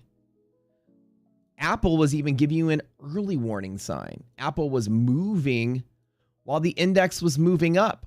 This is what's telling you that. That's what this indicator is designed to do. It looks at all 500 stocks. Apple, somebody was getting out of the way of Apple into the news. Like they knew something was happening.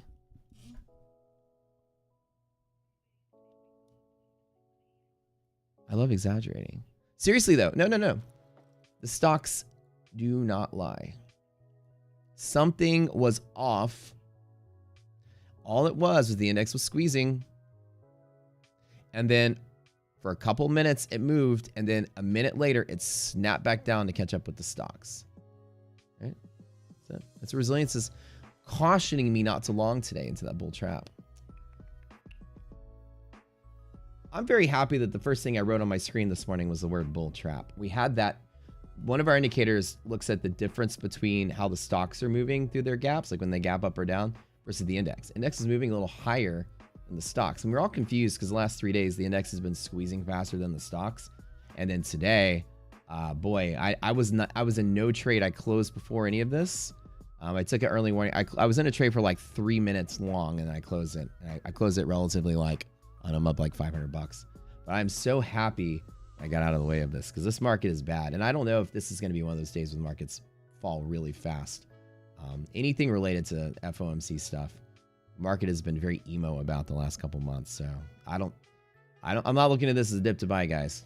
It's not investment advice, but I'm going to sit out and watch it fall. I know, Minx, are you shorting this? You doing anything?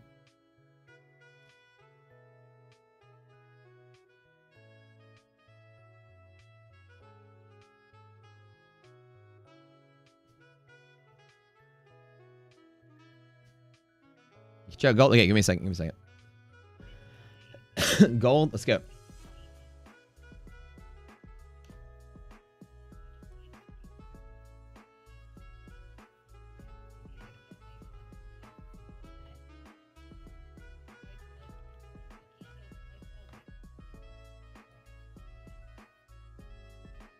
Yeah.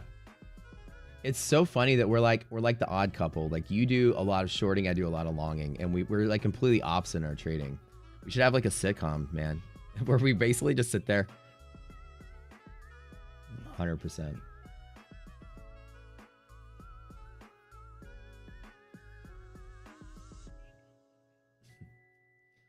Whereas I'm just a big wuss that hates losing money, and volatility scares the bejesus out of me because the market moves way up and down and it moves too fast for my comfort. I like to wait and then hit.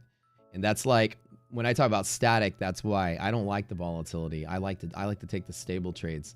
And as this is telling you guys, trust me, there's a style for everybody. You know, there's no right way to trade. We find what's good for you works. So it's so funny that like a day I'll sit out, she had shorted, and a day that she sat out, I had long. It's kind of like, you know, it's interesting how people find a way to make money in this. It's so cool. All right, y'all. All right. Do y'all remember that movie, The Odd Couple, with Walter Matthau and Jack Lemmon? Another name.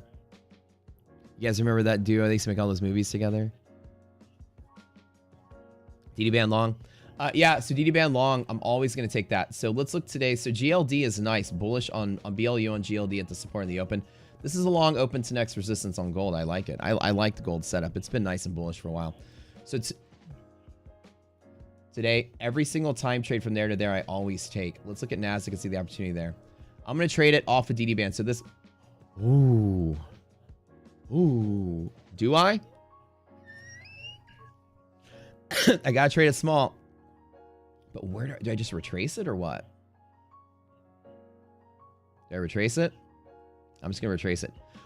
Are we in a catalyst though? Let me double check. Hold on before I make a stupid mistake. 159, 800. Oh, the catalyst is active though. Cat is active. All right. Let's be wusses today. Let's trade very small on a cat. Very small. Let me hit it. Hit it. No, hit it though. Hit it. Hit it and overshoot. If it overshoots and come back, I'm taking the long on there. This is too early for me. We still have about 20 more points to fall. Let me let it fall. The cat is active, right? The rule is it's a sit out, right? Is a cat active, guys?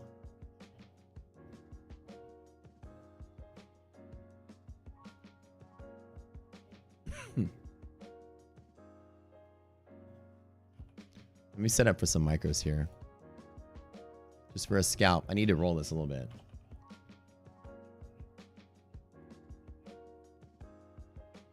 Literally 2 micros. I'm doing nothing else.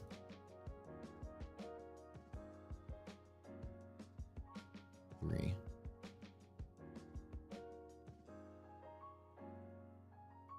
Just micros. Now let me double check to that. Let me do my calculation really quick. 159. I think a cat is active. Let me go here and do it. I'm just touching it with micros. Cat is active. I trade very, very, very, very, very, very small. You guys are gonna roll it every single time until it's an auto sit out rule. I usually auto sit out. But DD band is a sizable like long trade to retrace. Let me get that target really quick. Just the first scalp retrace. Let me double check. Like I said micros, dude. I'm playing with a couple $100 either way. All right, I'm testing to see if there's an impact red line. So there's nothing there. Okay, nothing there, nothing there, nothing there. There it is. Okay, that's the last trip retrace.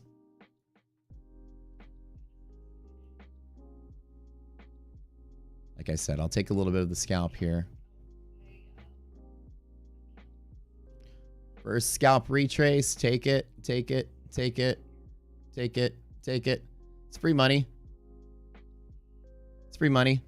That's it. It's like I said, take the scalps that make sense. In and out. That's it. Second scalp retrace 737. Oh, I'm so good at this. God, I'm so good at this. Oh my God. So good at this. That was $200 per account. Wasn't much. Wait, why is one of my accounts negative still? The fuck? What did I do wrong? Weren't they all making money? How? What? What did I do wrong? Oh, well, whatever. It's money. Why is one of them down $32? I did the same trade on all the accounts. Was one of them at a loss earlier? Oh, one of them was at a loss earlier. That's why. That's why. But there we go. I mean, this is it. So $1,500. Yeah, one of them was at a loss. That's right. Catalyst is active. One trade only. Let me mark the level here. I'm just checking for impact lines. You guys know the rules. So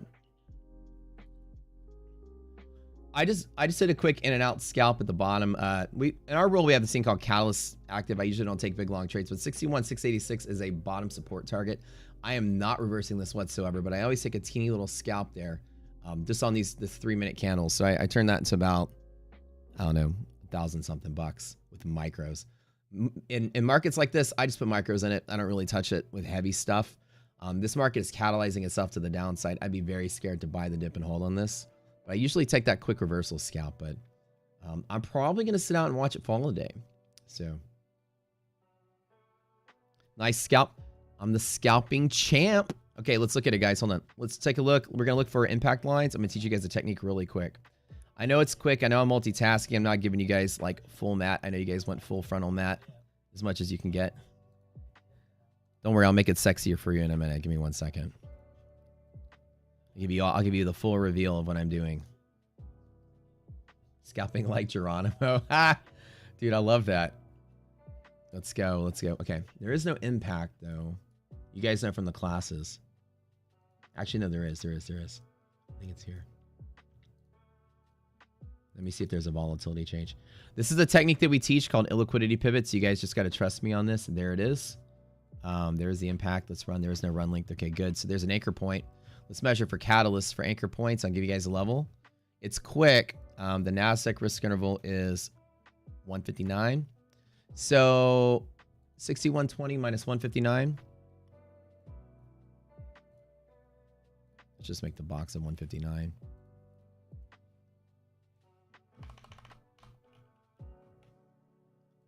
Uh, 60,000. Wait, that's not right. 6159.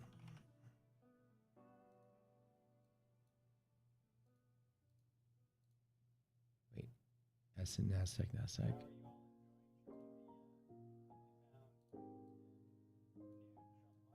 Oh, I'm on ES, that's why.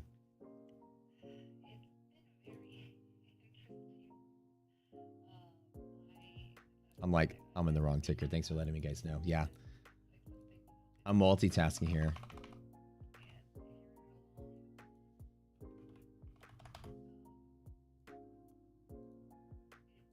Oh my God.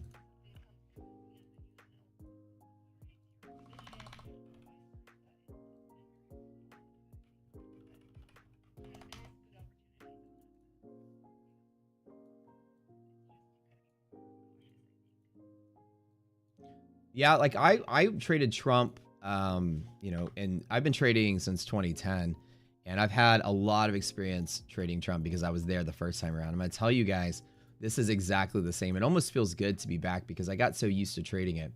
With the Trump stuff, I had a saying that one of my friends who was annuities trader for a firm told me, and he had this saying, you know, always to say this. He's like, you know, in an annuities world, we have this rule, and we say, you know, we trade a little more cautiously because they're trading like fixed income instruments and things. And his rule was basically like, he said, don't pick up pennies in front of a steamroller. And I say that all the time on my stream because when it comes to Trump, you know, a lot of times the market's inching up and inching up and inching up, and it's a quiet day. And we learn to get nervous when it's a quiet day when Trump's president, because he says stuff that moves the market down on the shock, but then the bull market catches right back up. There were so many opportunities that came just from sitting out.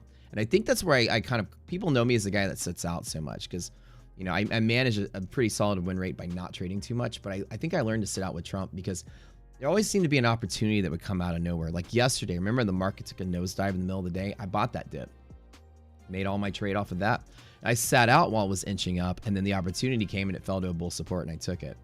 Today is probably a different mode than that day. This is an actual event that's changing the dynamic of the market. But man, Trump's stuff is just like so predictable.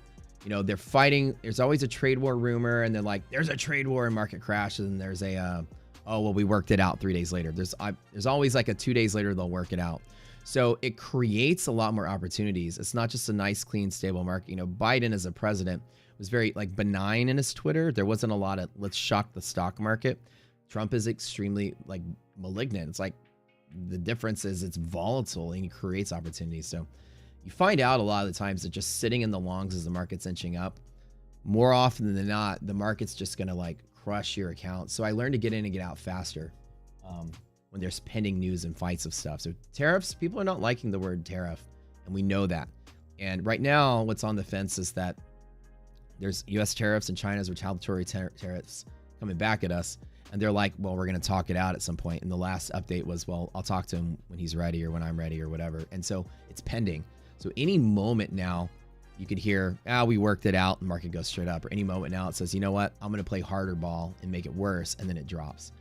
This happens this time around. So those of you that started trading since COVID, you didn't have to experience a president that's Twitter was the most important news source, or I guess whatever his own Twitter, his program. But it is, and you have to keep that open and pay attention. So one of the things that I keep open is what Trump is saying all the time. You have to listen to that stuff. Okay, back to the event. Where did I put that damn box here? I'm like fumbling because I'm trying to multitask. Let me give you that number really quick. Hold up. I'm so good at this, guys. Y'all love me.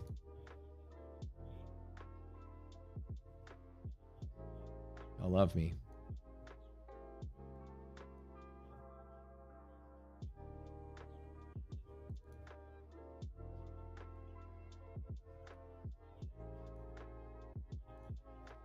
Let's measure this really quick. There's an impact right there. Okay, so I'm going to give you guys some return pivots as we turn back around, so hang tight.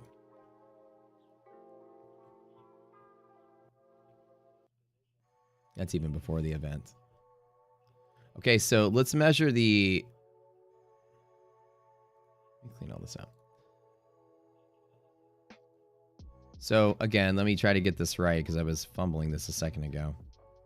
159. Okay, so let me draw a box of 159. This is a cool trick. I want you guys to learn this one.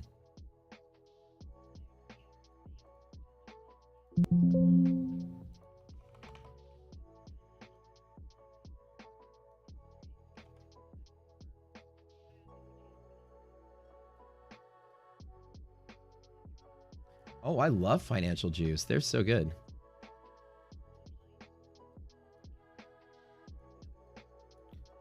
I love Financial Juice. It's a news aggregator. I always have it open too. Like I'll be in the other room making a drink and it's like, woo! You know, you guys hear that alarm? I don't think they can hear man's faces.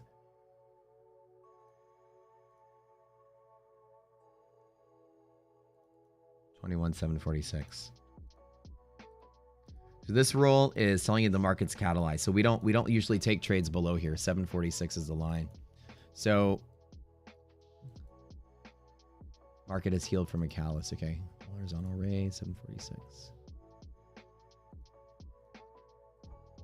All right. So below this, cat is active. Above this, market's good.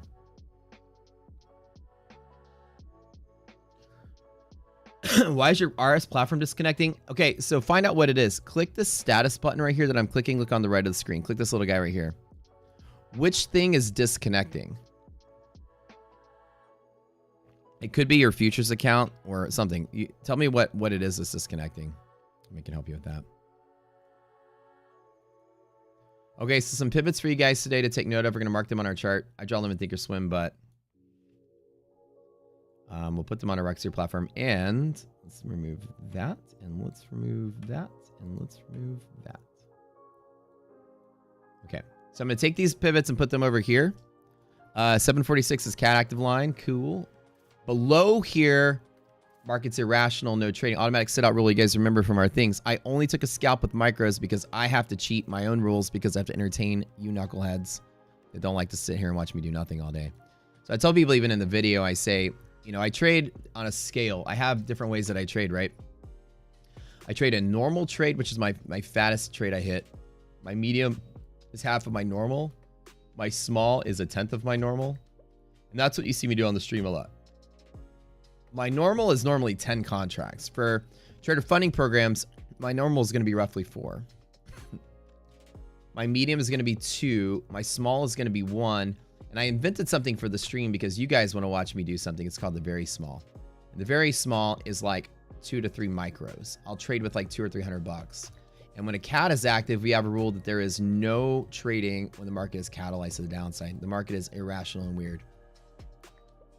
So we teach you guys to sit out. I'll trade the very small so I can entertain you guys on the stream. And then it's okay above here. So we're good. So I don't know if I trust the market moving further from here. 21.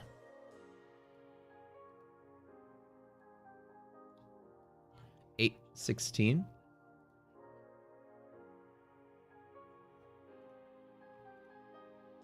Is the red line on the way back? Can get out of spaces really quick. Hold up.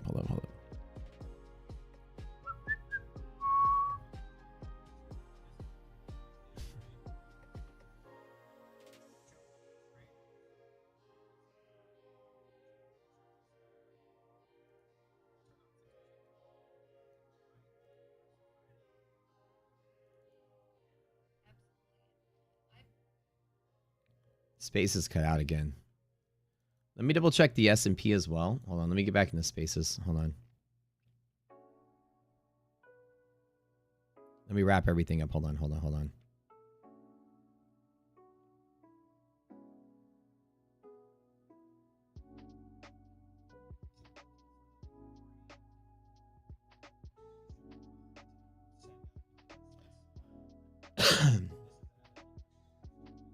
The S&P DD, sorry, the risk interval in S&P, 41.75.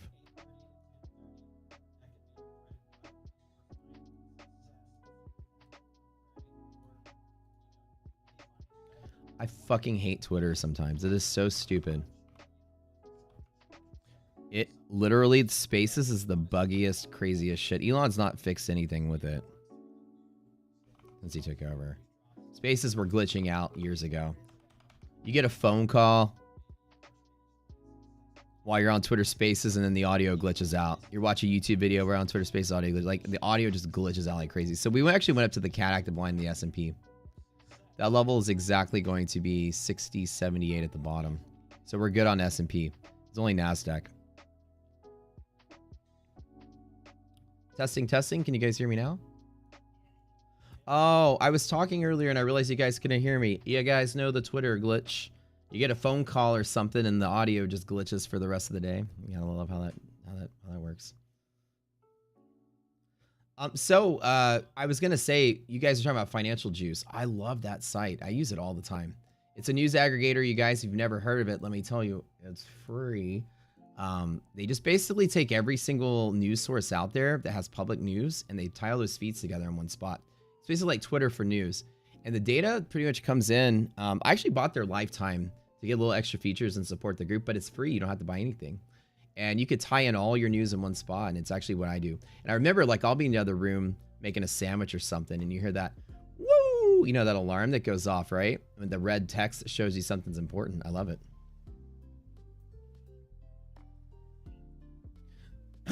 Should we tell them about the giveaway? Everybody here? So we have, with ETF, we're going to be giving away 3, I think they're 50K one-step accounts. Is that correct? Let me double check what Jay said. They are, in fact, 50K one-step accounts. Okay, cool. So everybody here, do me a favor. We're going to do the drawing. Sometimes you do the drawing on Twitter. We're going to try something cool. I have this roulette thing I'm going to do. I want you guys to all go to my stream. If you go to my Twitter account right now and scroll down a little bit, you'll see my stream link. Click it. We're in YouTube. Everybody come there. And then you'll have a button you can click. That'll enter to the drawing, and we'll do the drawing live with a little roulette spinner. So 3 lucky people will get to try out ETF if you've never tried them out before. Like I said, I use them. I love them. I love the variety. The evals are actually some of the most affordable out there as well. Their prices are extremely lower than the competitors, which is great, which I also like. And you can do 20 accounts. If you guys want to try them out, go to my YouTube stream. Just click on my profile, scroll down a couple of posts, and you'll see the link. And then we'll do the drawing at exactly 11:30 Eastern, which is going to be in 1 hour from now. So you have to actually be there. We'll run the drawing. And all you have to do is click a button to enter, and we'll let you know if you won. So this has been fun. Questions anybody here has before we wrap up? Anybody have any good questions that they wanted us to ask them?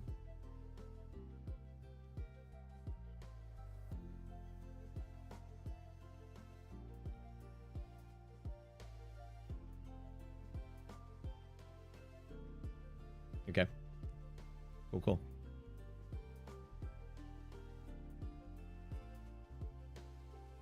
Reducing the funded amount fee.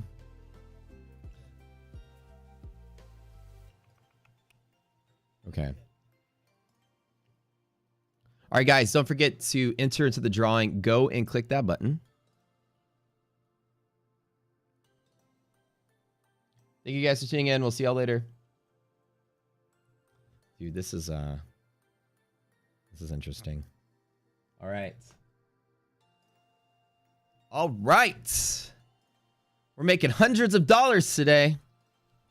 So, 60.79 is that level on the S&P as well.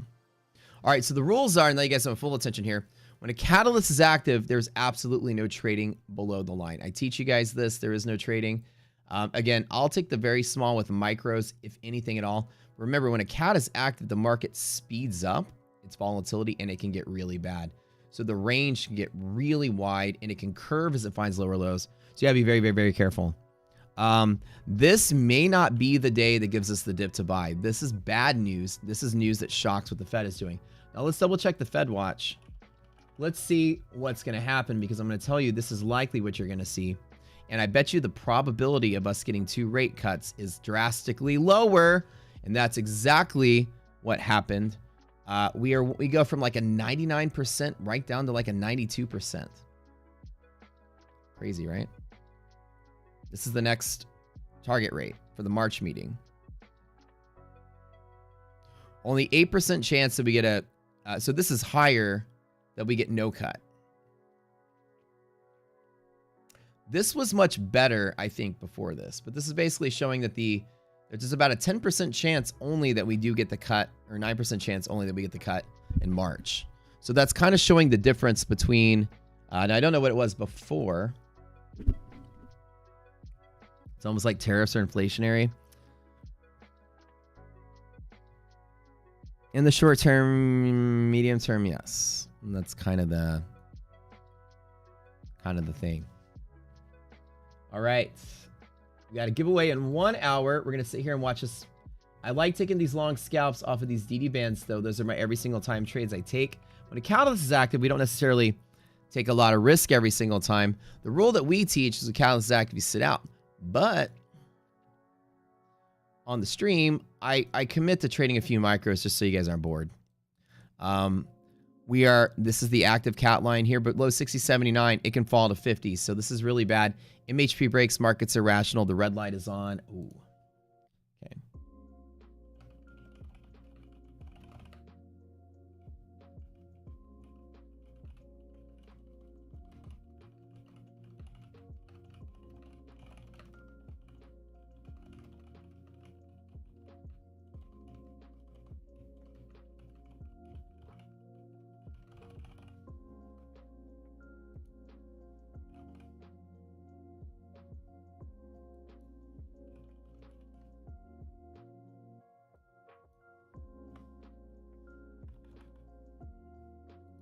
All right, guys, hold up.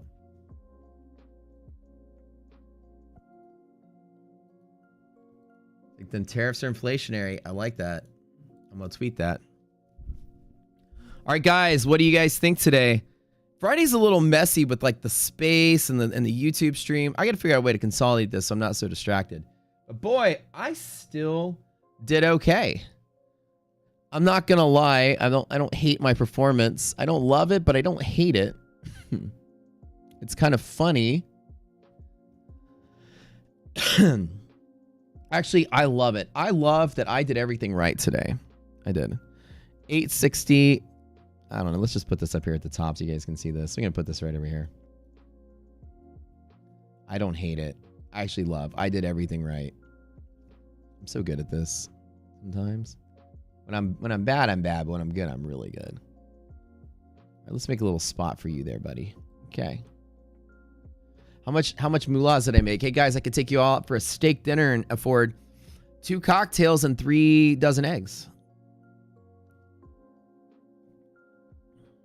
Theme has been solid. Friday, fixed air moon. Yeah. Can I convince, hold on, wait, questions. You need to fall hard one more time. Okay, please repeat how to enter the drawing. So click on the link and go to our Discord. There's a channel called Contest. You click the button on Contest. Let's get into the drawing. Everybody go to our Discord. Scroll up in chat to find that link.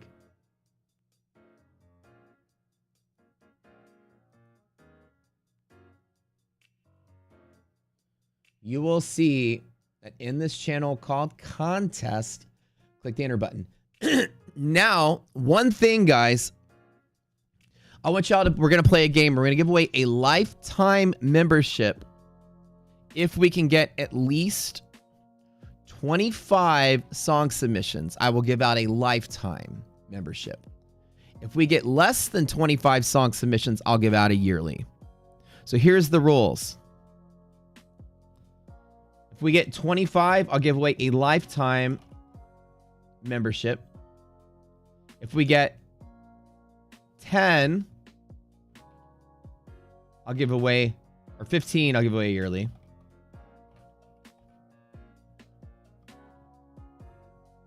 As the prize. If I choose your song as the theme song for Rocket Scooter, I'm asking you guys to do 10 minutes of work. I will give away a lifetime membership, $4,000 worth of Rocket Scooter stuff. If I choose your song, now I got to choose it. This is like playing Cards Against Humanity. You got to make me laugh. You're playing the audience here, right? You ever play Cards Against Humanity? Everybody lays down the card. You have to know who you're playing against. You have to make them like your card. So make me like your card. And if I pick your song as the theme song that opens up the stream or whatever, we'll go. But everybody's song, as long as it's not, saying things that would get me banned on YouTube, we're going to use it all in a playlist. And we're going to replace our lo-fi music with a kick-ass Rocket Scooter theme playlist. Use your favorite AI tool to create a theme song, because that way I don't have to get copyright strikes every day on my stream. And I can actually play music that is not copyright. So people have made them, and now we're doing the concert. I'm just going to pick something random. And let's see what it says. And we'll have a day where we listen to all of them.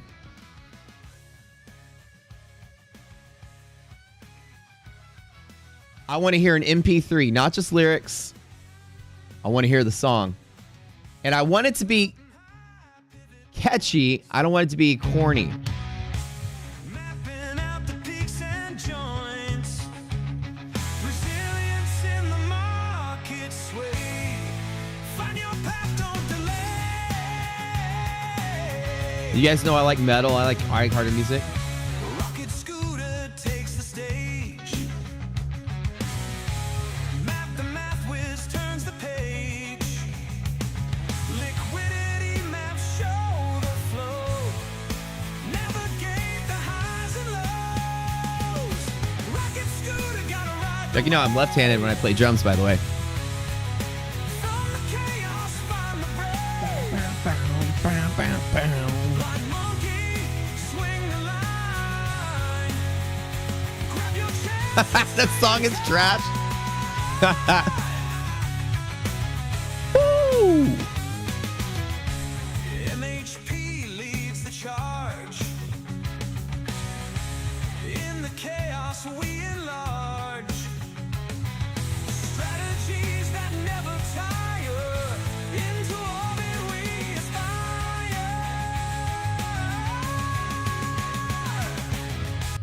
All right. So AI music, make us a theme song. That's just one example. Hydra crushing it.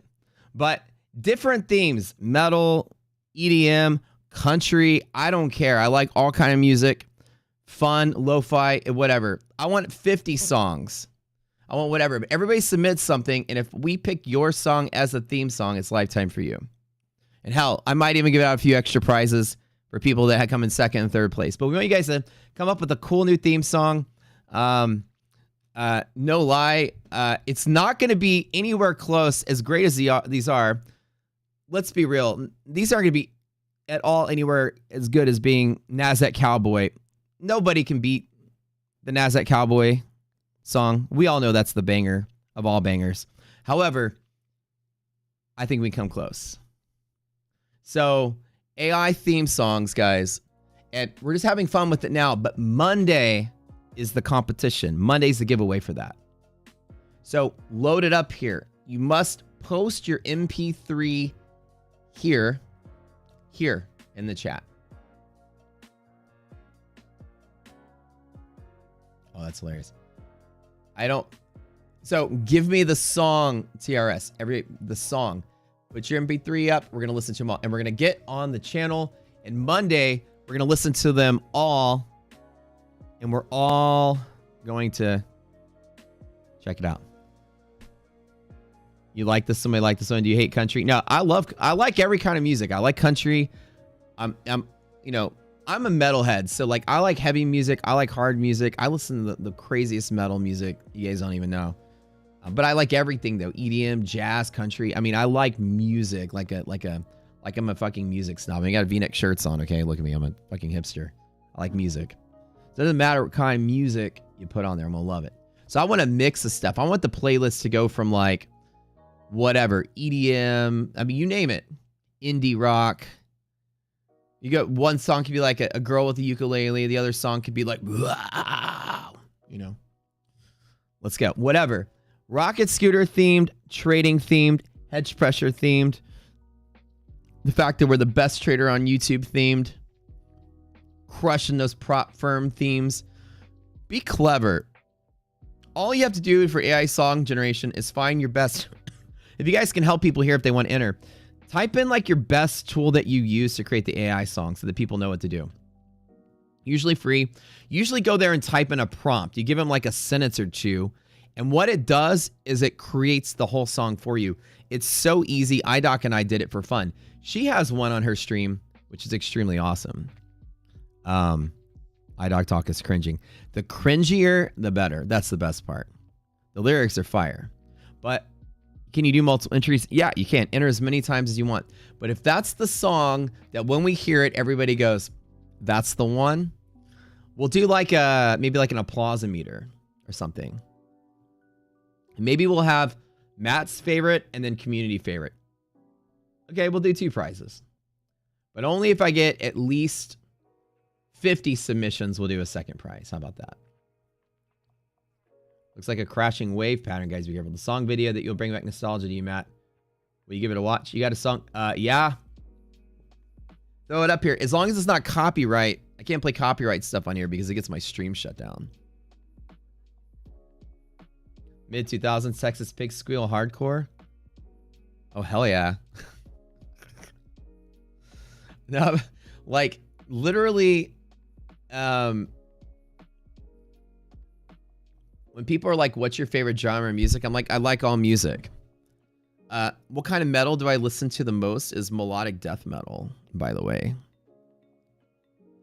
You guys might be like, have y'all listened to clowncore? Hold on. I don't know if this is copyright.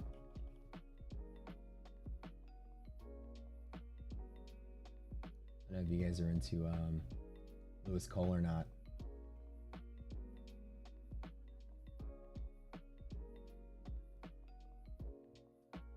Any Knower fans here?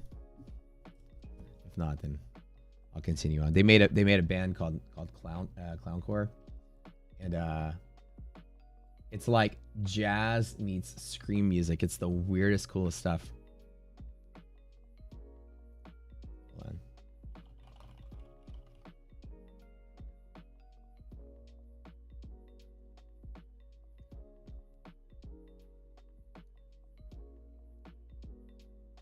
Give me a second. Let me find some clowncore for you guys. Hold on. I don't know if it's probably copyright though, so I would get like, I'll play you like 5 seconds of it. Hold on. Hold on.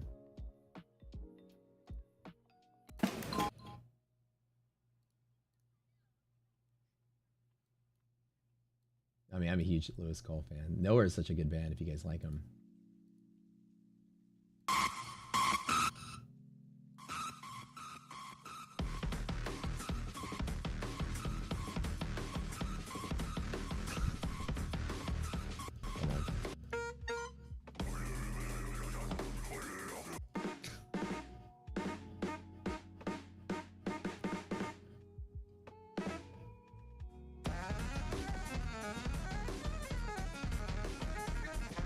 Okay, I don't know how I have to play before I get the copyright strike, but they're in a porta potty playing a saxophone and just like clowns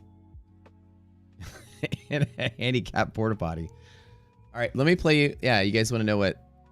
I don't know if you guys like rock or metal or whatever, but let me play you guys like my favorite genre. Like, we'll do 10 seconds of my favorite music. Because I don't know, because sometimes you get revenue sharing, which you don't care about, but sometimes it's like your thing can't be your YouTube video can't be seen by anybody.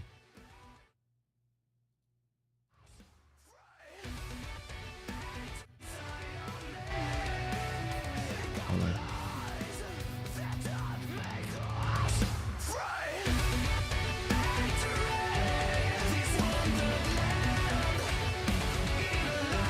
This is when I'm chilling at home. This is what I'm listening to, man. I'm not playing the lo-fi at home. Y'all like it?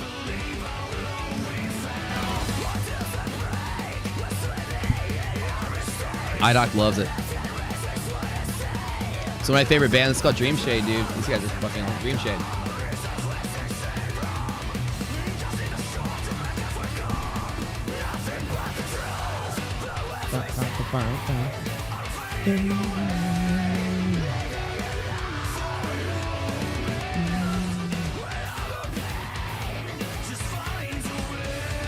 It's good, right? Dude, they're fucking amazing. It's like one of my favorite bands.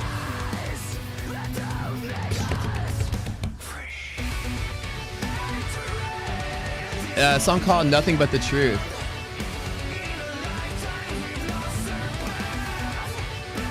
That's the name of the song. They're good. Get ready for the solo. I don't know if I can play a lot of copyright music before they shut down the streams, but you want to hear the best solo? You love them? Dude, they're great, right, St. M's?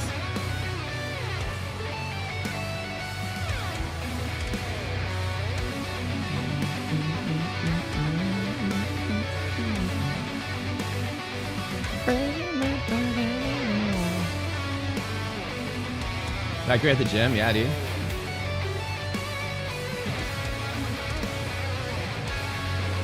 Oh, you guys are bangers, dude. All their stuff are good. All right. Anyways, I don't know like how, because if you play copyright music, they usually like shut down your stream. Is like your stream can't be seen by anybody. But anyways, that was worth it. I brought you guys to a new band. Y'all are good. Let's get back to the boring music. But you know, it'd be so cool if I could play whatever I wanted to, because we'd fucking rock out every day. Sounds like an angry Creed. Needs more cowbell. So yeah, you guys like that stuff. That's cool. Now that's music. All right. So normally when I'm trading and I'm not on stream, this is what my office sounds like. It's like that. A little bit better. Let me play you guys some, say some of my favorite bands, okay?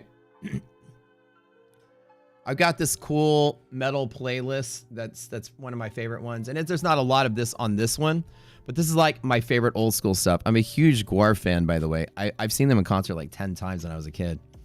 I used to go every time. I was 13 years old. My mom would take me to go see them. And she didn't like to leave me at the bar alone, so she would actually go up and sit at the bar. My friends and I would be sprayed with fake blood and stuff in the mosh pits. It was great. 6 Feet Under, Ministry, Danzig, Slayers, all good stuff. A little Coheed in there, although it's not metal, but it's Coheed. Always belongs in a metal playlist. The Misfits, Red, Sonic Syndicate, Atreyu, As They Lay Dying, Cold, Orgy, Trapped. No, again, I throw a little softer stuff on this, but Chevelle Jar is one of the best songs of probably my college days. I love that song. Receiving His Sirens. A lot of this is post-rock too and post-hardcore, but not necessarily all metal. But Receiving His Sirens are my favorite bands out there. Evans Blue, Killswitch Engage, Soilwork, Breaking Benjamin, Session, Amberlin. I like to mix it up a little bit. Lord of the Lost, if you guys like German industrial metal. Erdling, Namaste, Slipknot, Papa Roach. You know, it's like, that's me. That's what I jam to. That's my stuff. Atreyu takes you back to high school. I know, dude. Atreyu takes me back to being in a band. We used to cover Right Side of the Bed. And I was in a metal band. That's one of the, we did cover some, we covered a lot more like Pantera and stuff, but we'd play some modern stuff. And I used to like playing Right Side of the Bed. So, As Cities Burn, I've never listened to them. Wait, you're in a metal band, Shocks? Dude, no way. What do you play? I used to sing, but I play guitar, but I used to sing in a metal band, so I could scream. That was my claim to fame. Although I quit because I was in engineering school and I was working 3 jobs to pay my way through school, so it was like hard for me to also practice in a band. But the band members that I had, we all met at Domino's because we all worked at Domino's Pizza. And I went to chemical engineering school, and while I was there, I taught at the university. I did research at the university, and I worked at Domino's. Those are my 3 jobs. And the line cook was the drummer. The guy that prepped the pizza, he was the guitar player, And so we made a band, and they still play to this day. A different drummer, different singer, but we would like go practice all the time. And then I ended up having to quit. But even like fucking 20 years later, they still play. And we started off as a Pantera cover band. So Godsmack. Yeah, we played a lot of Godsmack. That was like some of the stuff that we did. I don't know, not on this play. I have a bunch of metal playlists, but that was like the one that's like the most all-star of all of our stuff.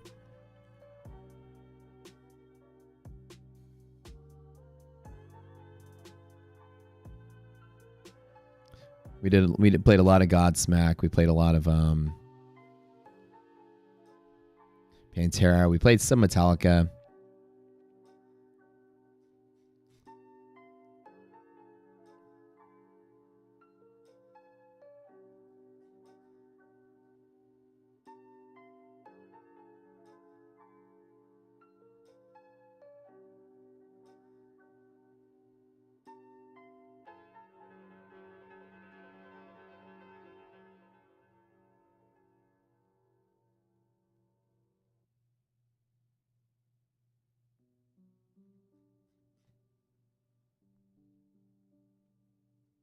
What's y'all's favorite bands? Bleeding Mascara? Dude, Atreyu. More shit. Wow, what's going on with the market? See, guys, I told you it's not the dip to buy. This is why you come to this stream, guys. You come to this stream to learn from us. What the fuck is going on now? Trump told Republican lawmakers he plans to issue reciprocal tariffs as early as February. What do I say about not picking up pennies from a steamroller? You guys come here every single day. Every single day. Catalyst is active, bursts right through it. I'm going to take my $350, $480, $520, $1,380 and stay there. Do I tap it with a micro though? Every single time trade. Just one. Just one. Let's risk losing $50. Let's play with like $300, whatever.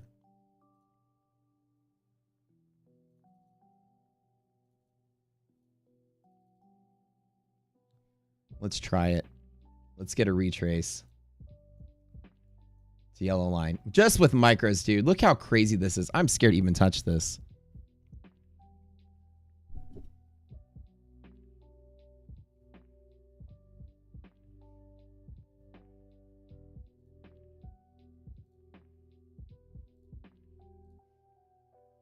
I'm so fucking good at this!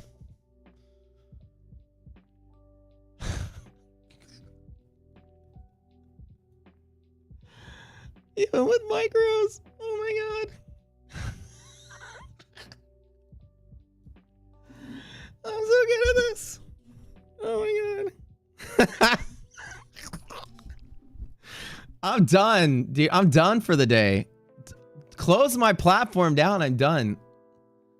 Goofy as it sounds, 3 micros again. Enter my forward 3 times. How much did I make today? 660, 1100, 1620, 2620, 2640? Wait, hold on. I can't do math. How much did I make today? Jesus Christ, you guys. I'm so fucking good at this. I'm just getting lucky, y'all. I'm telling you. I'm getting very lucky with these trades playing out. How much was this? I'm not touching this at all. Fuck this market. Rocket Scooters Bay, though, I'm telling you. You guys never gone through our classes. 2916. That's longing. All of that was made longing today. Longing. I'm telling you, there's magic in longing the market. Believe it or not. 3 scalps. Total. 29. What was it? Dude, $3,000 just scalping this crazy news. 2916. Believe it or not, 3 scalps total. All were longs on NASDAQ in this environment. Perfect. Pivot. Scalps. Off. Rocket Scooter. DD bands.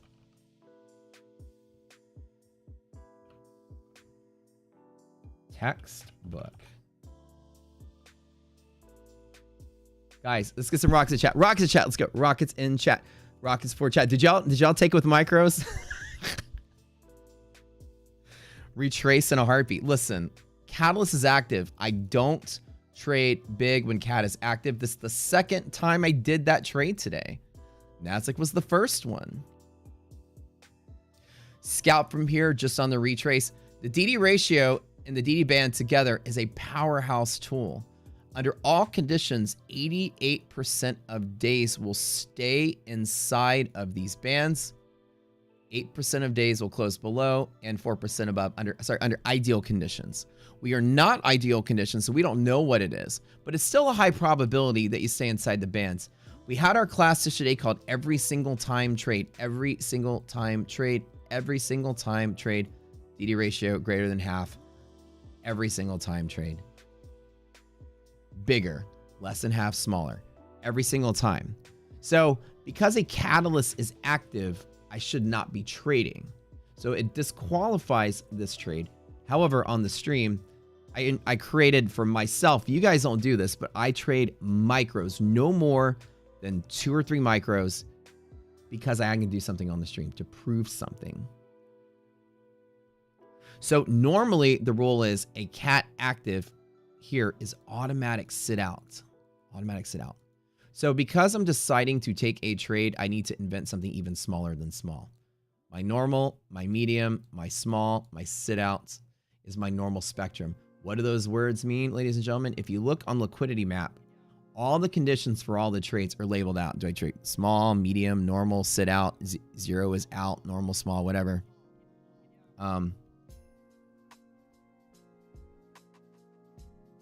So because of that, my normal and a normal trading account is 10 contracts. My normal, my big hit. So my normal on 10 contracts around the S&P makes it $5,000 every 10. So that I'm trading like $10,000 profits and stuff. 0 to 10. With 5 to 10,000 of loss. So every single time trade is here to next level or here to some retrace or whatever. Longing at DD band every single time is what I do. But when there's a catalyst or VIX or Skinner Bulls, automatic sit out. So my normal is 10. My medium is half of normal. My small is 10th of normal. Small trades, I'm just playing with a contract. Medium, I'm hitting it relatively hard. And normal, I'm hitting it hard. Or sit out. Now on the stream, I create something called very small. And when it means when I'm trading, when I should be sitting out. And I tell you guys don't do what I'm doing. My very small is 1 micro. Give or take. Handful of micros. It's like a 10th of small. It's very small. The volatility is crazy. I'm going to put $300 in my pocket if I'm right, $300 if I'm wrong, something like that is what I'm looking to do. And that's it. I'm not taking abnormal amounts of risk. I'm just going to inch my way forward in that particular thing.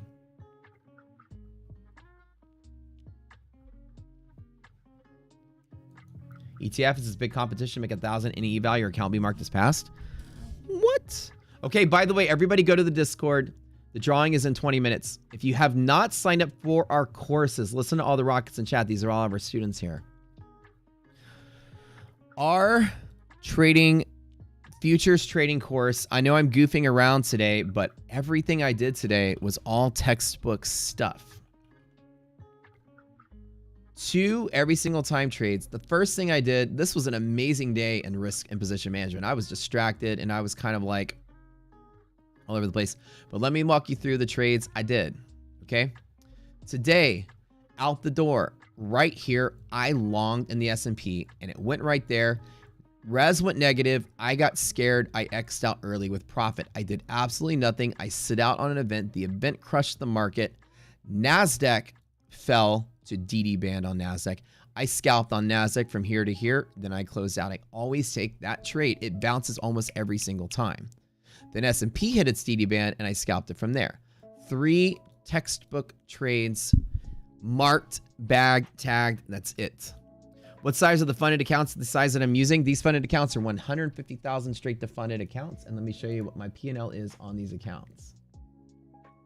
Let me see if I can refresh it right now. Let me see if it updated. I don't think it updated. So right now it's at 53,000, 52,000, I think. No, maybe it did update. Hold on. What is this? What does the title say on the stream? 46. Yeah, so it did update. All right, cool. So, oh, Tradify now updates in real time. These are the accounts. They're 150K accounts. I'm up in 10 days of trading them. I'm up $50,000 in 10 days. Cisco. Green, green, green, green, green. 81.60 win rate. Fire. This has been fire. I'm on a 7-day streak. Last 13 trades. So my profit factor is 4.6. Do I trade a second DD band touch, or does the first touch immediate go forward? I only take the first imbalance to rebalance. This, you can take it every single time. It means that for a reason. But in this environment, the catalyst is active. I like to take the first touch. It's usually the strongest. The second one is also a trade, but I don't know if I'm going to take it. Yeah, people in the boot camp can submit songs. Yeah, anybody can. Let me see if you guys have access to that channel. I think you all do. Yeah, anybody can access it. Anybody can create the song.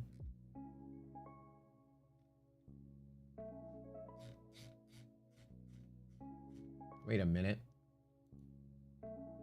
Permissions. All right, we'll make it to where everybody can see the channel now.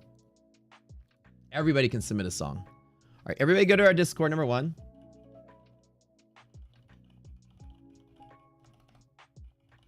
Thank you, Brett Simba, for buying me a $16,000 couch. I love you. We all should thank iDoc if she's here. We should thank Brett and Tradify for paying for our couch. This is going to buy all of our furniture. Not the spam people come. If it gets crazy, we'll turn it off again. How to draw DD bands? Okay, very simple. You're going to click this button in Rocket Scooter. You're going to scroll down to the bottom here. And you're going to drag it to the right. And it gives you the numbers for the futures contract. Whatever contract you're trading. Let me make this bigger so you can see it all. If you're picking like 6E or CL or MES or whatever you're trading, there's the upper, there's the lower. You draw these bands on your chart. If you have a futures data feed connected with your CQG account, then it's automated. So DD bands are bae. This by far is textbook. We just had a class on this. As a matter of fact, let me show you guys the mock-up of the EST thing. I made a mock-up yesterday. This is going to be one of your handouts. This is an amazing, beautiful Microsoft Paint drawing. But these are your every single time trades. They're all long. They bounce every single time. Liquidity pocket, illiquidity pocket, MHP tap, DD lower tap. Every single time I hit that long, every single time. Every single time. It is such a high probability pivot. 90% ideal conditions, 90% ideal conditions, 90% ideal conditions, 88% ideal conditions. Non-ideal conditions closer to 60 to 70 down in there. So under all conditions, it's greater than 50. So I take that trade every single. These are my these 4 things that you learn in our class are my bread and butter trades. Those 4 things are this performance for me. Now, my performance does not indicate your performance. I'm just really good at this. But for me, this is mostly those 4 trades. For me,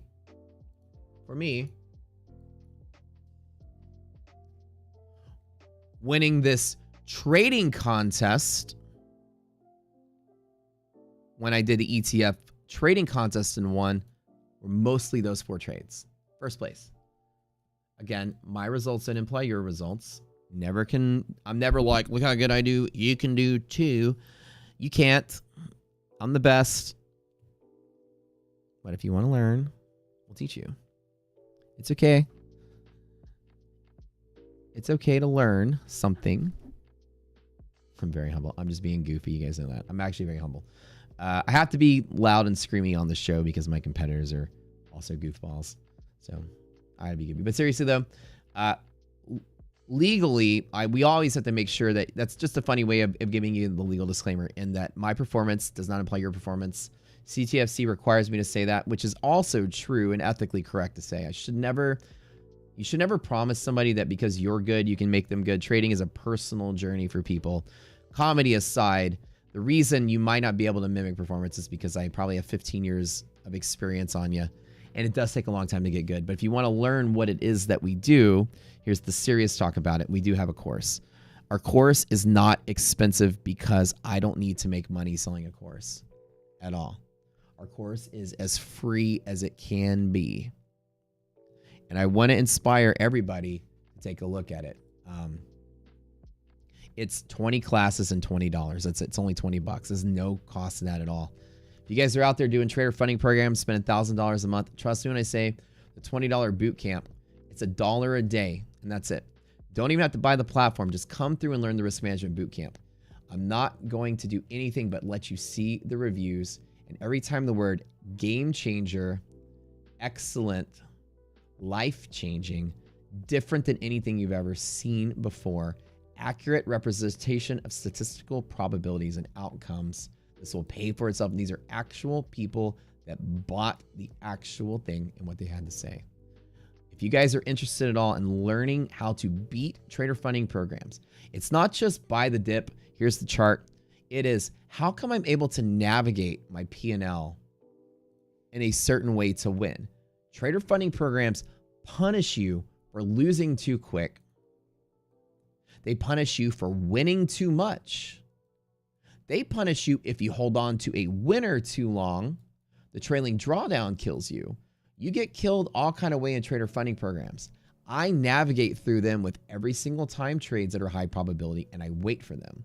I navigate through them to have a win-to-loss ratio of slightly greater than 1, which means for every winner I make $1, for every loser I lose $1. And then I just try to win 8 out of 10 trades. Because of that, my profit factor is roughly 4-to-1, right? Which is winning 4, losing 1, or winning 8 and losing 2, which is equal to, right, 80% win rate. I can do this, and most people can't do this, but that's because I'm one of the few people that you're watching that has a legitimate exploit that I do. It's not, most people can make more money than I can by trading a lot and writing their winners big. I don't do that in trader funding programs. I don't make it, I don't win too big, I don't win too small. 5,000, 6,000, 6,000, 5,000, 3,000, 2,000. It's not 10 and then 3 and then 8 and then 7 and then 15. It's like consistent every day based on the risk. If the volatility is high, I'm going to trade micros. I get the same push with micros. I don't need to buy the dip with 5 minis because it'll blow my consistency. We train you on how to do that. Song submitted. Oh, let's go. Okay. So anyways, absolutely nothing like this. People are saying stuff. These are what our course, it's like $1 for you to spend an hour and a half with me every day in Zoom. Every day is a specific class. The every single time trade that I did today was yesterday's class. Wasn't it? The product is revolutionary. The quality and consistency is exceptional. Amazing tools. The monthly maps are gold. This is 5 months ago. If you're looking for an edge, trust me, this is massive value here. That's Delta. Delta's in here. Few trading products with paying for. Take Flight. Been a Roxy member for 3 years. He's one of the guys doing a lot of research for us. One of the lifetime members helping us out. Makes it easier for getting her to pick up. Most valuable dense trading information I've ever seen. Unlike no other price action based TA, we don't do that, and they'll never be going back. The only fund that has someone that can explain the market and many of the moving parts and interacts with, but also provides data that is useful. I'm pretty sure I'll still be basically throwing darts at a moving dartboard for my trades, but was for something upon Rocket Scooter. So it is this platform everybody will ever need to trade. Is this the platform, everything you'll ever need to trade stock market? I'm not sure if that's possible, but damn, does this one get close. These are really nice reviews, and these are people, there's no incentive. I don't tell people to leave a good review. These are customers that come through and left their own reviews, and it just goes on and on and on and on. Been watching from YouTube, Bikram, leveraging the This is a game changer. It removed all my lagging technical indicators. These didn't help me in my options trading. They burned my ROI with Matt's tool and daily classes. I'm now a step ahead. And again, this is not, I didn't tell anybody to leave a review. I paid nobody to leave a review. These are actual customers. And again, I didn't qualify what they said as accurate. This is their personal opinions only, legally, tell you that. Take it with a grain of salt, but it's what people said. It's really nice. There doesn't seem to be a lot of angry people here. You're ready to love trading more than ever. Matt says the course's content is mind-blowing. He isn't kidding. I always knew there's hedge pressures rebalancing, but holy cow, Rock Scooter hacked the unhideable data feeds and turned it into a tradable system. So, like I said, Ronnie. Oh, Ronnie, I didn't even see. Thank you for the review, Ronnie. I didn't even see you leave one. Awesome. Ronnie's been here for a little bit. Ronnie's become a more consistent trader. Very awesome to hear that. I love that. And again, this is not because I'm like, what I gave you made you better. What I do is I guide you to change how you think about markets. And everyone here that says they do anything better was 100% because of them. It's it. It's them. Oh, this month has been your best yet with over 65% win rate. Nice. Like what I say, I'm very excited to hear people make their transformations personally. As much as y'all like to give me the credit, I don't like to take the credit. I like to give you guys the credit. So you don't have to already be a member. No, it's that way for a reason. It's to give people an introduction into something that can help them. What I hope you take away from the class more than anything is that you walk out into this world with the world's greatest bullshit indicator, so that no longer are you being sold something. The quality difference, I hope, is here. This is the link for it. Is that you're not going to be the wool pulled over your eyes from the legions of nonsense peddlers out there that don't show proven track records, that don't show you what they do, and they're just rehashing like something basic like TA, stuff that you can learn for free. How many people have joined like $400 a month Discord so they get a crash course in Fibonacci's, right? It's like all of the stuff you can learn for free. You never know what the value is.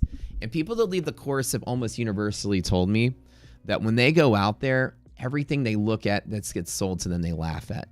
It just looks so much like somebody watched a video on YouTube and tried to monetize that process. So is there membership for the 99? It's already baked in, consistent. It's on the front page.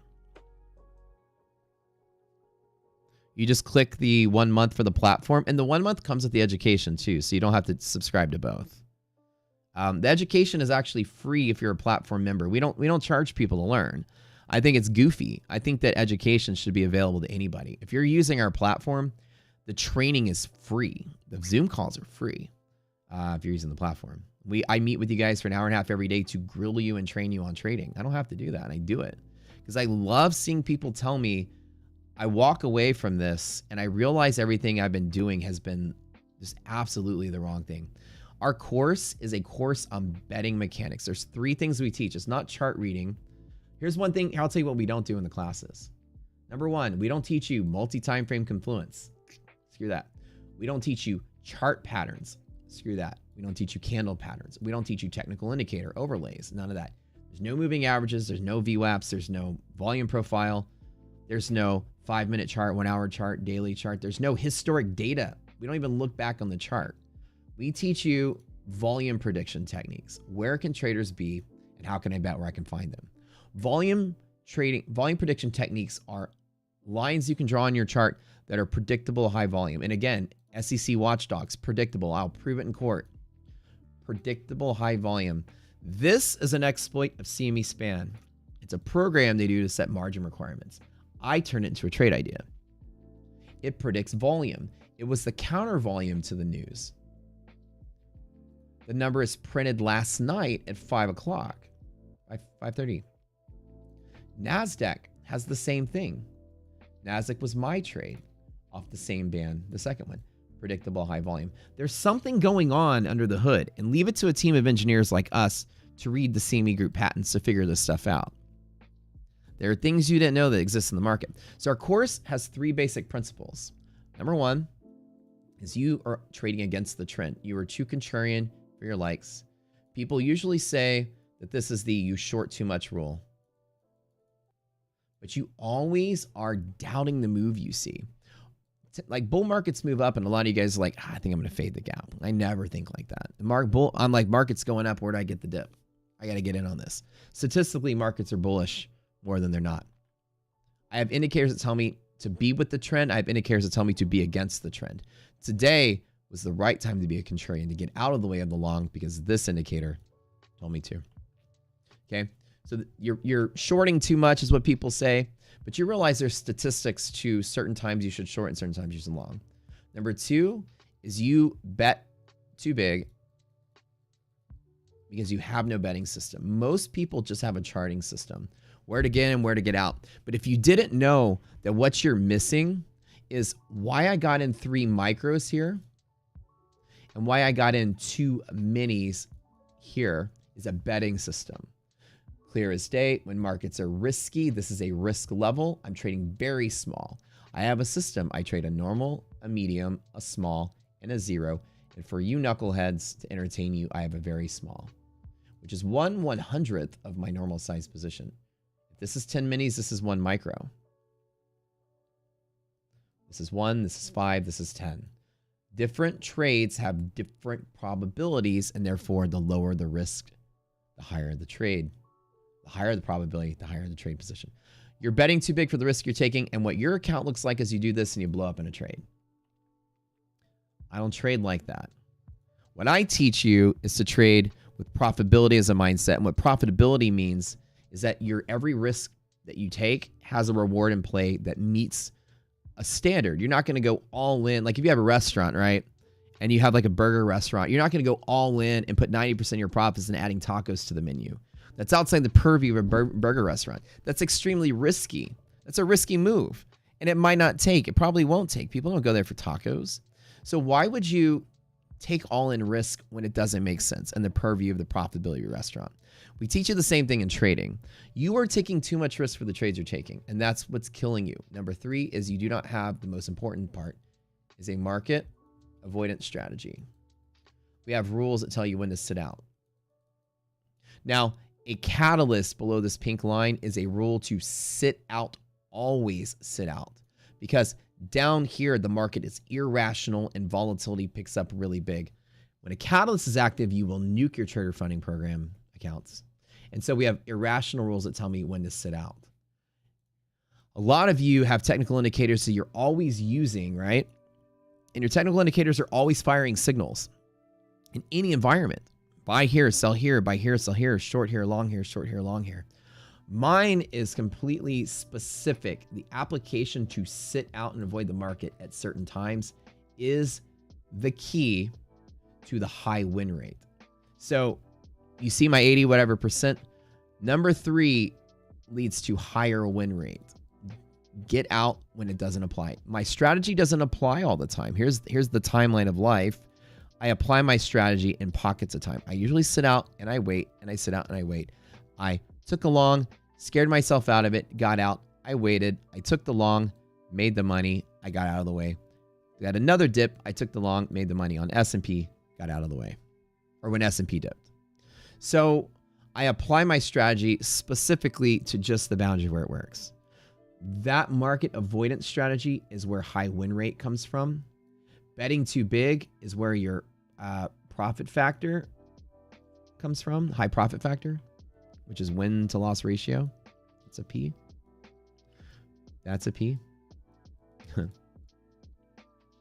And run up to drawdown ratio is controlled through your sizing algorithm, or your sizing strategy, sorry. So people that like make trading algorithms pretty much are like buy here, sell here. But if you don't have a scalable risk plan and position sizing plan, your drawdowns are going to be too big. So drawdown is what kills people in trader funding programs more than anything. It's because you're betting too big. And contrarian betting against this contributes to more losses and losing streaks. This contributes to lower win rate. So when you're going against the trend most of the time, you're going to lose a lot more trades.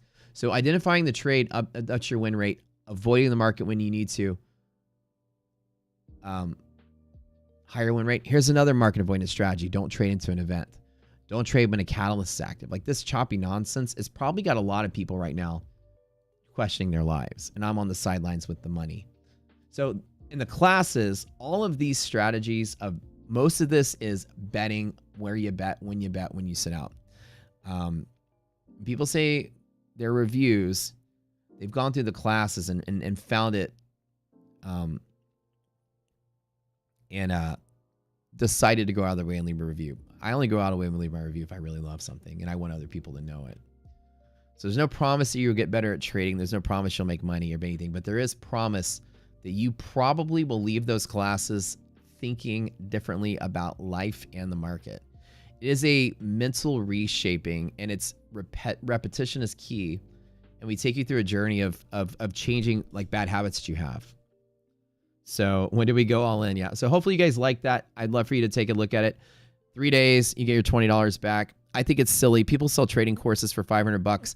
I want you to never pay for anything like that again until you see it and see there's value. There's some knucklehead with like 80,000 followers is like, I made $10 million with this prop firm by my technical analysis class. And I read the curriculum and I almost, just to spite that fucking idiot loser selling that shit, I almost decided to copy what he was selling and give it away for free because I can just link a bunch of YouTube videos that has each of those topics and create a playlist for you guys and go save the $500,000 a month. These people want to rehash technical analysis and just re-deliver it to you with a different face teaching. Technical analysis is not trading. It's chart reading. It is one fraction of what you need to learn. You guys are not losing because you have the wrong indicators on your chart or you're putting together the wrong study. You're picking the wrong stock. You're losing because you don't know how to bet. Your betting sucks. You can go sit there at a blackjack table and walk away with some money if you get repeated blackjacks just by being an idiot and just throwing money down. But the thing is, there's a way to be consistent with betting with the odds. And the one thing you don't have is odds. You don't have numbers on your chart. 88% chance this is a bounce. Okay, that's an odd. Higher odd, bigger bet. You didn't. Oh, I always run out of memory. Hold on one second. I run too many programs and my memory always runs out. We're trying to work on these memory leaks, by the way, to see if there's memory leaks in the charts here. But this is a trading view thing. But either case, betting is what you're doing wrong. And you're not going to find a magic recipe of indicators. And when you leave the classes, I hope some guru never sells you a $500 trading course ever again for the rest of your life. And people tell me, they're like, once I took the class, like 3 days in, I canceled this Discord I'm in. I realized I'm just hanging out with people that have no clue what they're doing. And you didn't realize they had no clue until you took a class or two from us and you realized that maybe I give you hope. There are people out there that have some kind of clue, and there's more complexity of the stock market than you thought. It's not a recipe of indicators that gives you the success. It's the reason I do okay is because I bet better than you. And if you don't learn how to bet, you're going to lose all your money to me in the stock. Traders like me in the stock market will roll your face over 10 times over because they're doing it right. The way you bet is all that matters. And if you are just entering and exiting and just randomly picking a number out of your ass, the randomly picking a number is why you're losing money. That's it. And our first class is called the blind monkey theory. And I wrote a program that proved that a blind monkey, and this is the very first class, I'll spoil it for you, you're going to love it. The very first class poses a theory. We put a dartboard with times on it that go from 9 o'clock to 10 o'clock all the way to 4 o'clock. And a blind monkey can randomly throw a dart at the dartboard and it lands somewhere. And all they have to do is long at that hour at the top of the hour. And all they have to do that they can control is manage the size of the position such that a loss is minimized. I mean, a loss has a maximum loss and you're done for the day, or that you hold until the end of the day. And so if you randomly pick a time and you randomly long the market, and all you control is how much you lose, and you control it such that if you lose 20 days in a row, that you've only had a certain amount of loss per day, that you've lost only half of your account at the end of a month. So you go from 100,000 to 50K, and say you have another losing month of 20 days, and you go to 25, and you go to 12 and a half, whatever. There's so few instances where you're going to lose 20 days in a row randomly longing the market. As a matter of fact, you're going to win roughly 55 to 60% of days just by randomly longing. But the program proved that over 50 to 100 years, any time, through any recession, through any crash, that monkey not only made money, but made a lot of money and made more money than you do actually trading. It's incredible how great that strategy is. It's not a real strategy. It's a thought experiment. As an engineer, we pose thought experiments to make you think. It's to prove to you that what you're doing is dumb. Not that you're dumb, but what you chose to latch onto was dumb and you didn't know it. Randomly longing the market and just controlling how much you're willing to lose is a profitable trading strategy. It's to prove to you that the squiggle wiggles and shapes on your chart is not what's supposed to make you money. It's controlling how much you're willing to lose. Ultimately, with 70% of months in the last 10 years are green, and red months, 60% of those 30% of red months, 60% give back a third of their losses by the end of the month. 3 out of 5 months rally the last week of the month. You're not even going to lose 20 days in a row, even if you tried to lose 20 days in a row. You randomly will win half of those days just by longing, because 50% of candles are green in a bear market on the daily chart. 60%, give or take, are green in a bull market. And when Rocket Scooter's greater market indicators all line up to be bullish like they did today, in the last back test, 69% of days were green. So the blind monkey makes out like a bandit because 7 out of 10 days under ideal conditions are green.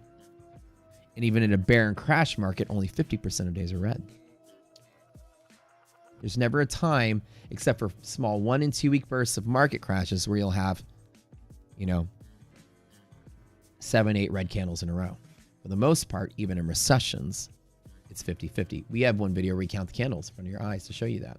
So what you found out is that randomly longing the market is statistically advantageous, and for that 50 to 69% range of winning more days than losing, all you have to do to make money as a trader is survive long enough to win. And the reason you don't make money trading is because you don't survive long enough to win. And then you flip-flop too much that you take your random odds and you actually make them worse. You get unlucky batches with bad betting, then you blow up. So if you just picked one side of the market, whether it's longing or shorting, longing is statistically favorable, which is why the experiment was done with longing. You're going to take 50 to 70% of days are green. So you're not going to lose 20 days in a row. You're going to win 10 to 14 days and lose 6, just randomly longing. Now, the time of the day may affect the win rate of that, but you're greater than 50%. So the monkey's ever going to get to half of their loss just by randomly longing. And the program, at any time I ran it, always made money over time. And it's to prove that what is going to make money over time is controlling the size of your bet, the size of your loss. It's not the shit on your charts. So does everyone understand that that thought experiment is designed to prove to you that you've been chasing the magic recipe of indicators and you didn't realize that controlling how much you're willing to lose is the key to profitability? And that's like the first class. And so the first class lines you up into navigating through your trading journey as to finding betting strategies. And then people usually go, nobody ever told me how big I should trade. And I go, what the fuck are you paying these people for? If I'm going to sit by someone that's going to teach me blackjack and they're like, oh, bro, listen, bro. Bro, look, dude, I'm a professional poker player. Okay, I'm here. I don't get a professional poker player now, right? Listen, bro. Look, there's a reason I'm here, bro. You know how you play poker? Just sit back, right? When they deal you a blackjack, you win. That's it. You just stay here until you get one. Poker, oh, easy. Just when you get a royal flush, look, you get a royal flush, it beats all the hands in the house. That's it. Royal flush. Wait for it, and you're gonna win. Pair, throw that shit out. It's not good enough. 3 of a kind. You get 3 of a kind, you're gonna win. You got it? Okay. Don't worry about betting. Just throw some chips in. I mean, you win when the cards beat the other cards. That's it. Is that if that was a poker, you probably mess up my hair. If that was poker, you probably would kind of feel stupid, right? You're like, what is this idiot telling me? Well, that's what these idiots in trading are telling you. You didn't know it. They're just saying, here, let's chase Here's a breakout head and shoulders. Here's a breakout flag. Here's the indicators crossing over. Just wait for the royal flush. Wait for the market to just give you the trade, and then you'll win. And yeah, it wins sometimes, but consistently it doesn't. Ask these guru, prop firm, indicator, course teacher people to show you the history of how many blow-ups and resets they had before they got their payout, and they'll change the subject very quickly because they're not going to show you that. Let's see one of the contests today. Contest winners today are Y Droopert, YDROOPERT, Phone Sex, you DJs, I love you guys. Phone Sex, I'm not kidding, FONESEX, and EMZIEK, EMZIEK, Droopert.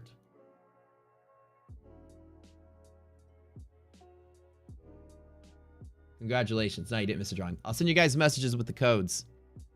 And you're good. Wait, did I give away the codes the last? You know what? I need to give the last winners the codes too. Ian, did I give you your code last time or no? Hold on. Somehow my brain tells me I forgot to hand out the codes the last giveaway.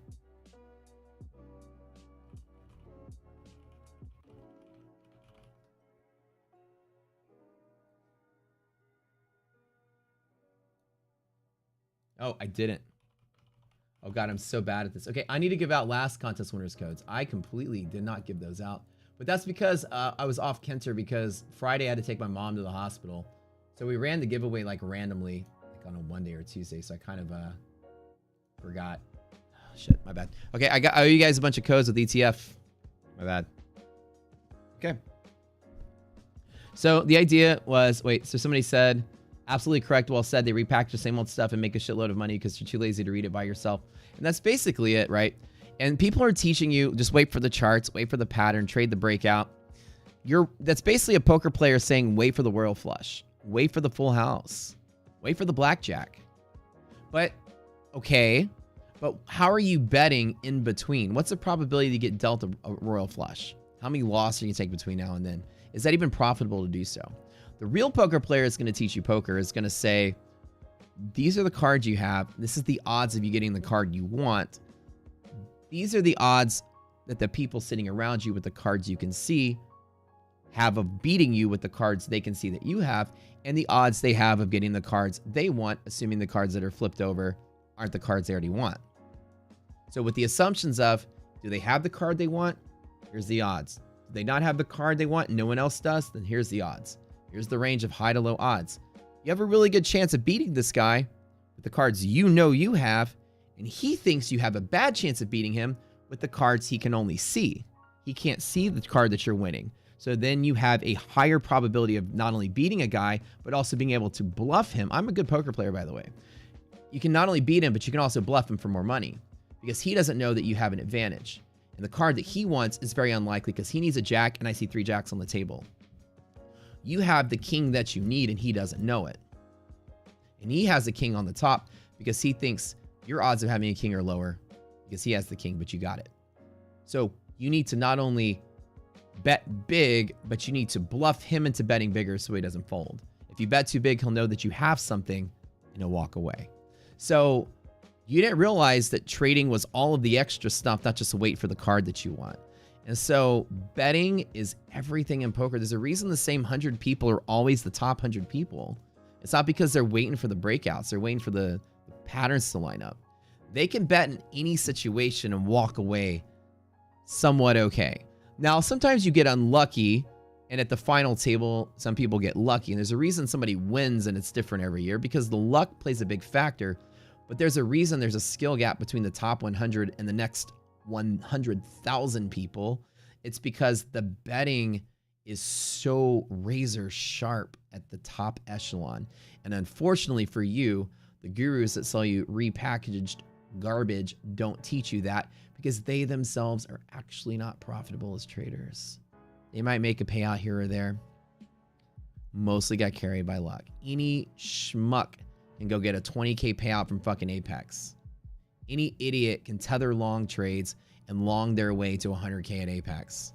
Not hard to do. But over time, it's not consistent if you don't bet well. And maybe some of them do bet well. But if they're not teaching you how to bet well, then you are getting snake oiled into a charting course that, as Elon said, you don't even have to pay for college in 2024. You can actually learn everything that you can learn in college from YouTube. And he's not wrong. So any questions? Yeah, as Cody said, you'll get blinded out. Yeah, like, what's the reasoning for buying the course if you teach on the stream on the stuff? I don't teach everything on the stream at all. I don't do a lot of teaching on the stream. And a course that we teach is more of a boot camp. It's training and repetitive. So it's kind of like me sitting with you and repeating. Like, it's like, hey, if I were to teach you how to make a cake. And so right now you're watching me stream and I'm making a cake. You see me just pour a bunch of shit in, stir it, throw it in the oven, right? But with you, course 1, get out all your materials, lay them out here. Okay, that's it. Course number 2, walk to the cupboard, get all your materials, lay them out here.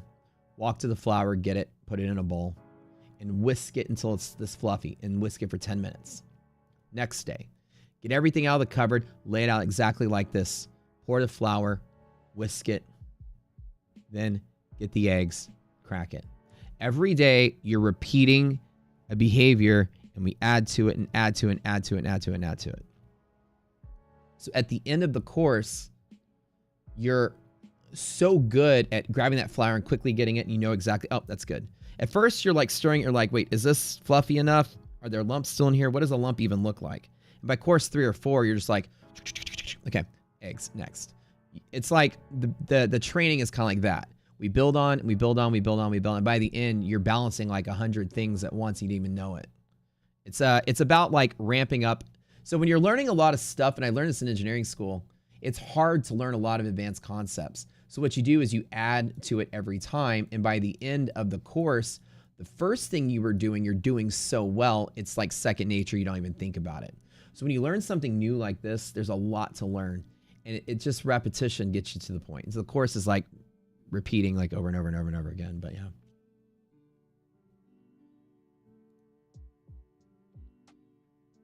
That's it. Here's the course info. And the idea is, why not, somebody's saying, why not copy the trades here for free? Oh, bless your heart. I'm glad that you're asking this stuff. Here's the link. It's $1 a class. And again, it's done this way to slap the face of you guys buying $200,000, $500,000 courses. It's $20. And every dollar goes into the platform development. So it goes to paying our employees that build the platform. So, you know, even with 1,000 people at $20, it still doesn't cover our overhead. So it's not like we're out there trying to make 100 grand selling courses. I think course selling, I think education should be free and affordable. And it's $1 a class. Keeps the bots out, and then you take it seriously if you pay $1. But it's free if you use the platform. So, bless your heart. I show the data every day, yes. There's secret stuff in Zoom, but I'm also showing positions taken on stream. So if people are learning how he trades, why not copy the trades for free? Well, YouTube has a 10-second delay, number 1. Number 2 is copying trades will never make you any money that like the other person's doing, because they know 5 other contingencies that they're doing. Let me walk you through it, okay? This true, you could watch me like a hawk. Now again, legally, I must say you should not follow my trades, and I have to disallow you doing it. And I think it's silly to think you can, but in theory, let's entertain your theory as a thought experiment. You are watching me like a hawk. You are with me for 7 hours, watching me with your finger on the button. The minute Matt does something, I'm going to copy what he does. It's going to be 10 seconds late, but you're going to copy it, and I'm going to trade. And the minute you get up to take a shit, something happens, and you come back, and your account is blown up, and I got out safely. So unless you were literally here watching every move I make, with the 10-second delay, already is going to bust your ability to copy someone's trades. But if you watch every move I make, you try to copy it, you must commit your life to watching everything I do. And it's better to go to a course for an hour to learn to do it yourself than to sit here and watch me for 7 hours. What's he going to do next? That makes sense. Yeah. If you're looking for a signal service, Tiger's in store for those people. So mathematically, you couldn't do it unless you committed your entire day to watching what I do every night, every morning. You're following me 24/7 when I'm making night trades. You are glued to everything. So unless you do 100% of what I do exactly when I do it, you can't mimic what I could do anyways. So I don't know if you want to make your life about mimicking everything I do. Sometimes I take a trade when I'm taking a shit. I don't know. But like, you don't know my motivations unless you are ahead.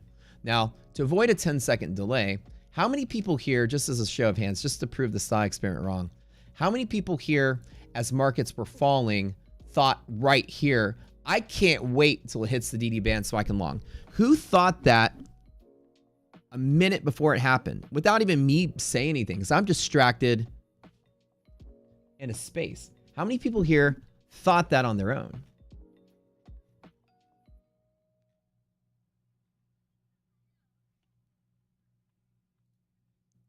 You know that trade that I made?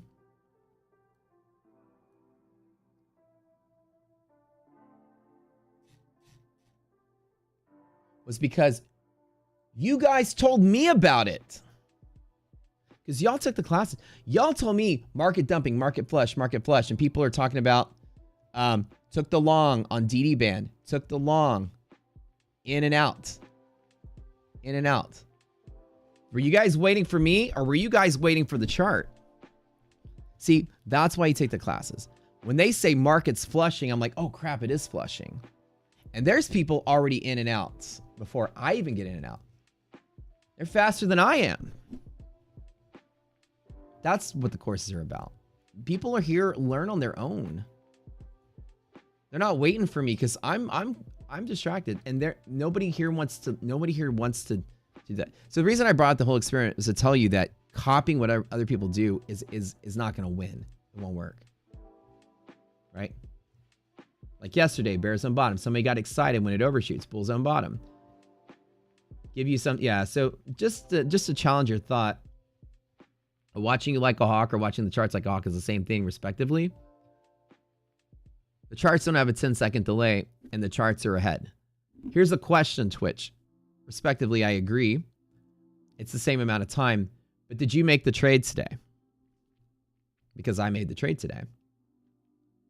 I like that theory because what I try to do with this conversation is dispel the idea that you can copy someone's trades and make money. I'm always going to do slightly better than you because I'm the one doing it first. Like in any trading or even in any pyramid scheme or penny stock or crypto pump and dump, it's the person that's first that gets the big win, right? Oh, respectfully, sorry, yeah. You did take my trades? So you're here to copy my trades for free? So you made, so in the 30 seconds that I was long, you got in 10 seconds late and got out 10 seconds late. For the 30 seconds I was there and you made a little bit of money. That's what you're saying.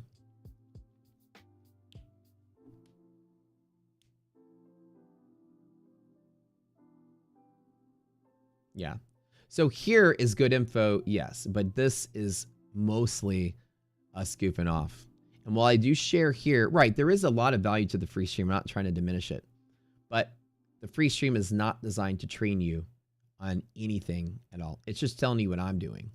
But see, right now in my head, let me ask you, watch this. Here's a thought experiment.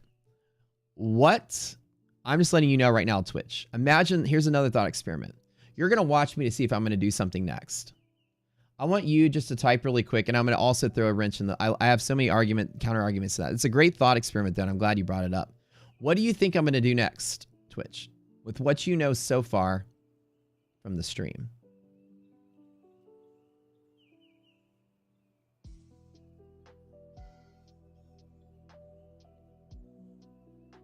What am I going to do next? Not you, Gabriel. Jesus Christ, don't give him the answer. Oh my fucking God. You guys need to listen. This is for the guy, the other guy. Don't give him the answer. All right. Now everyone else, what do you think I'm going to do? The reason people here are trained, because the reason, and I would tell you, so Twitch, this is what I'm going to tell you the answer. Because you're still here, you're ahead.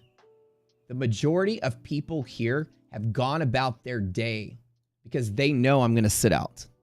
You don't, and you're still here. You therefore have wasted an hour and a half of your time by still hanging out with me because you don't know the rules. We don't normally take a nosedive like this. Why did everybody leave the stream and go about their day? Everybody that's in Rocket Scooter? Why? Why did we take a nosedive around then? Why do people just leave the stream and go about their day? What's going on the chart? There's a cat active. So most of our members are like, sit out. There's a catalyst active. They left for the day, but you're still here, Twitch cringe. And that's the other argument. You don't know that, and you wouldn't know that. I'm actually designed to bait you into staying here longer for views. But most of our smart members have gone about their day. Our curve doesn't look like this. We have a rule, guys. When Catalyst is active, you get out, you stay out, you close down your Discord, close down the stream, and go about your day. And they do that. And that's an example of like 1,000 different things you don't know about, which you'll be here much longer than you need to be.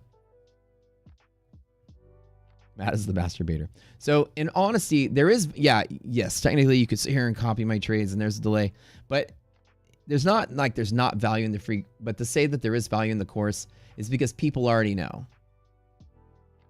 When that cat went active, people are done and they're leaving. There's nothing else to do. They're not here waiting to see what I'm going to do next because they know what they're going to do next. And it's nothing. The answer is they know it's nothing. And there's a bunch of different ways. There's a bunch of different contingencies, a bunch of different things. If you don't know them, you're just going to be overcommitting your time to something you don't need to commit to. And that was the answer I was trying to say. Yeah. So if you're playing video games and have me on a second monitor listening to what I say and not really wasting much time.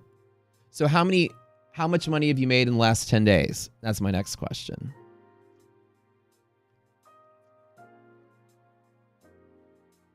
Was it $50,000 like me? Twitch cringe? Was it exactly the same amount?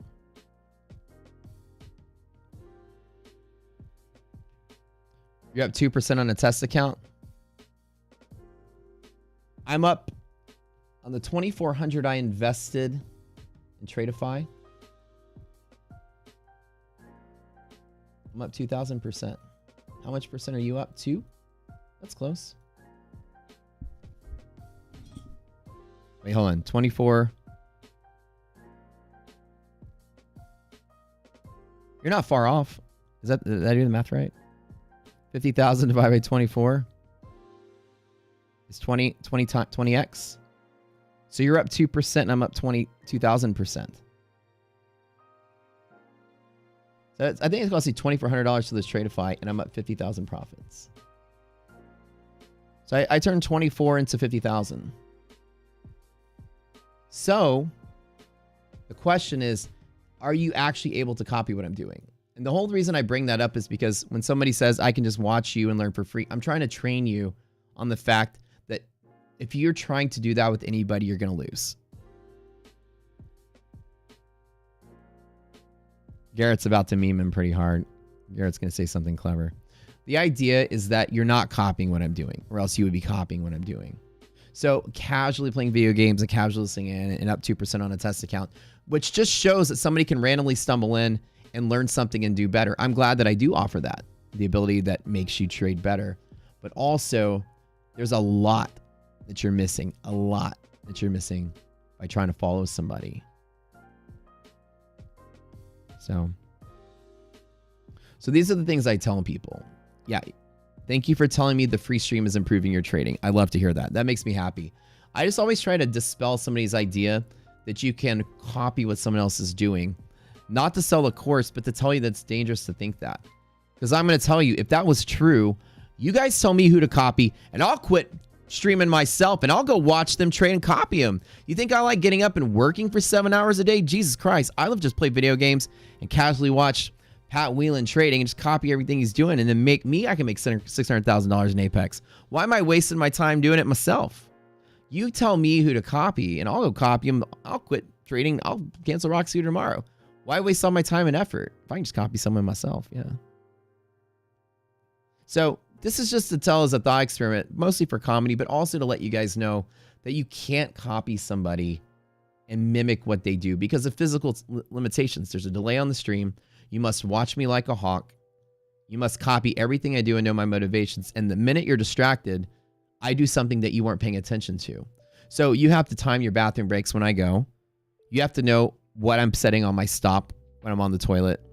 You have to know what am I waiting for when I'm off stream.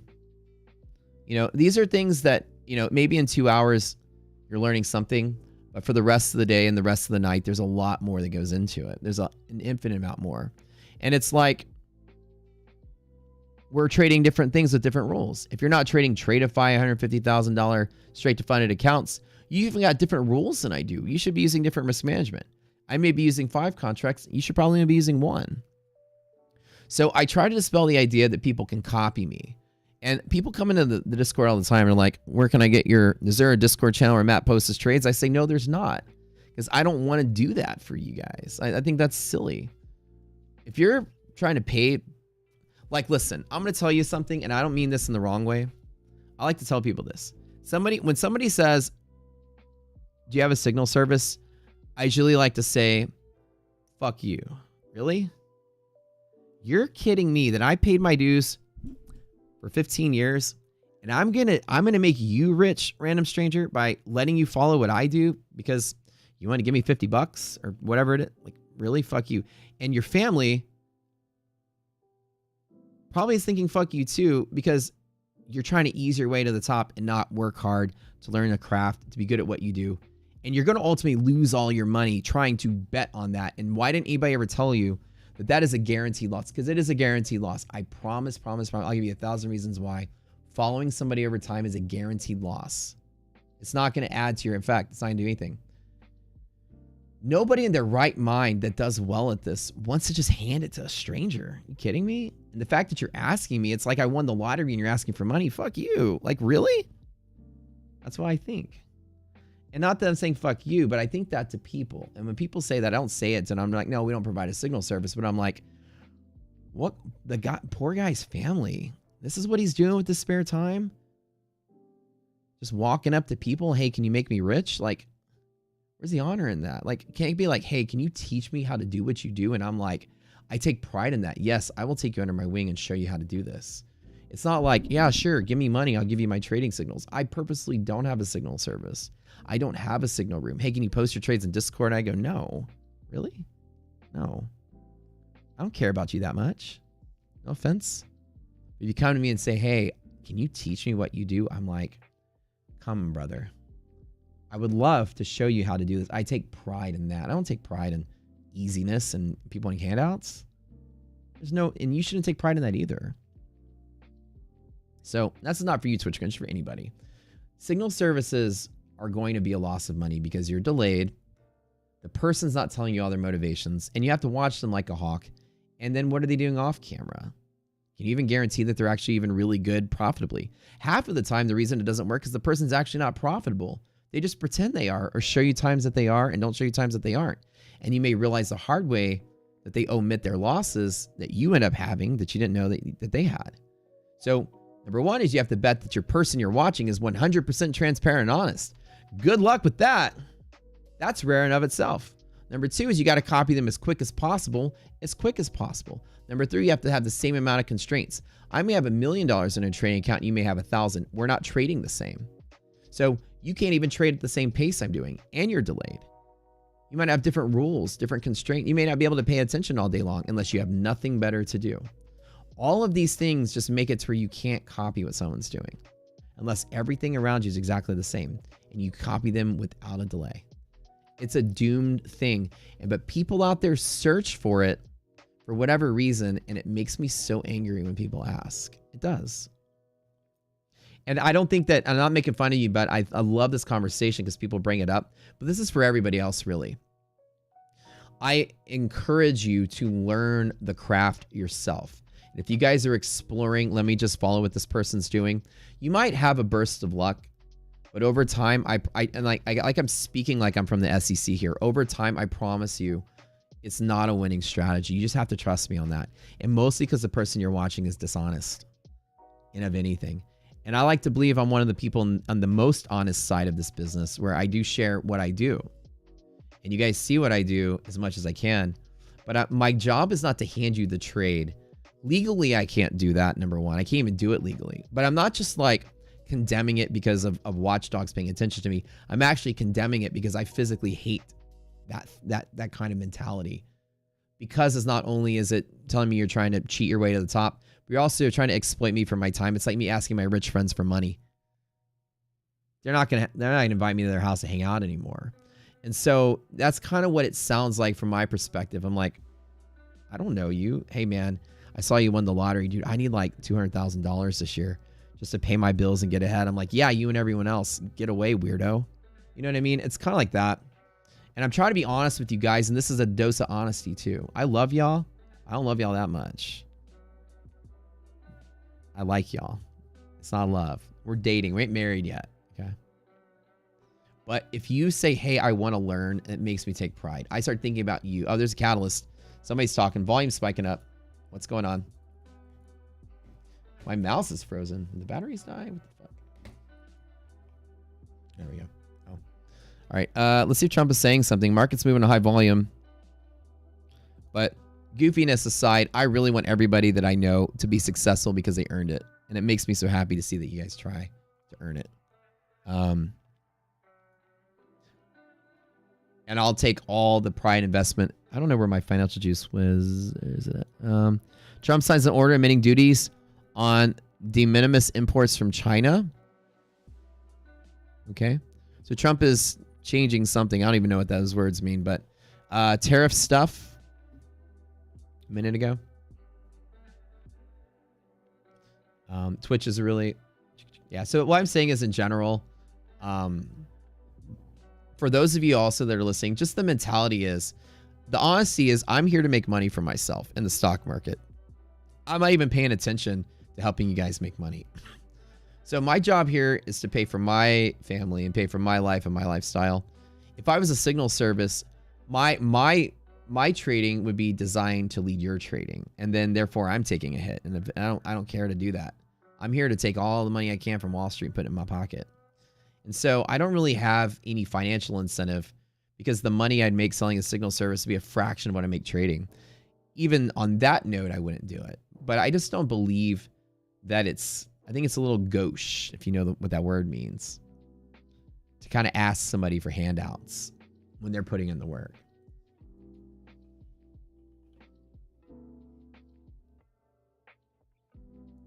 Gauche is like a word that means culturally unsophisticated and even awkward. It's a way to say that you're doing something very cringe.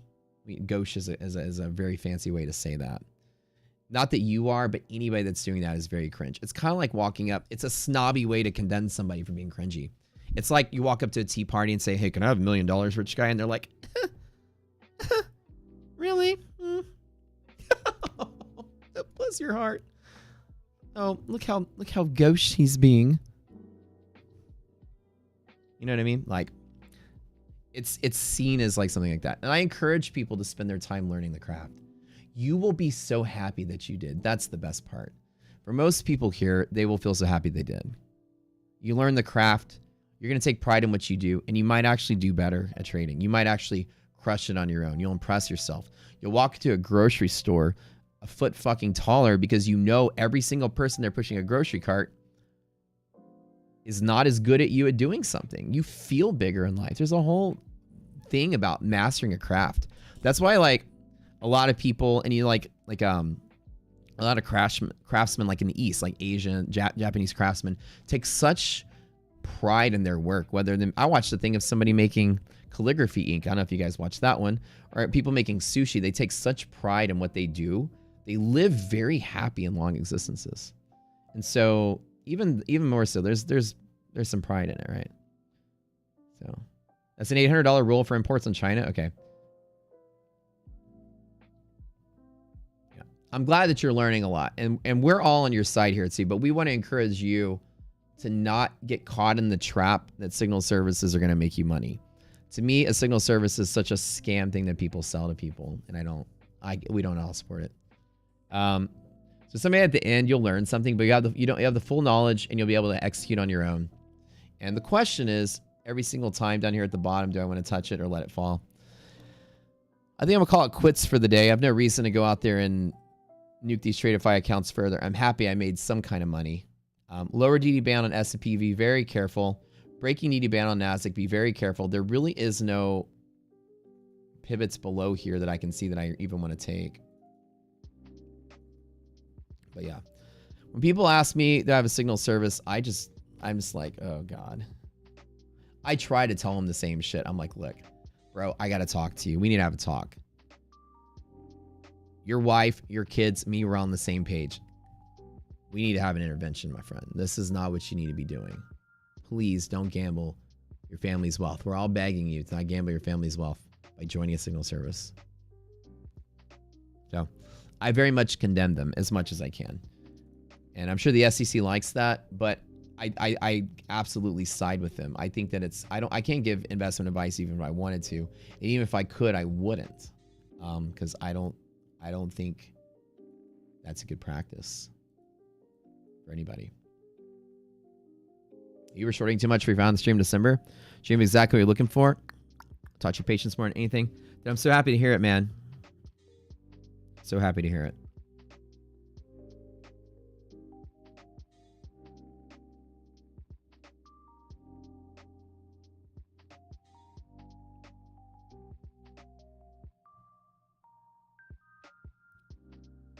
Really excited. You guys support us.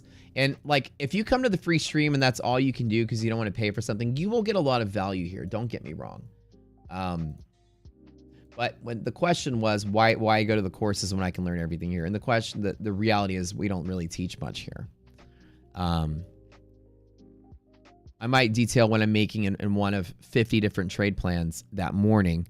After a year or two of watching the stream, you might be able to pick it up. But every single trade day, every single trade plan, there's always going to... Oops, what did I just do? There's always going to be like a...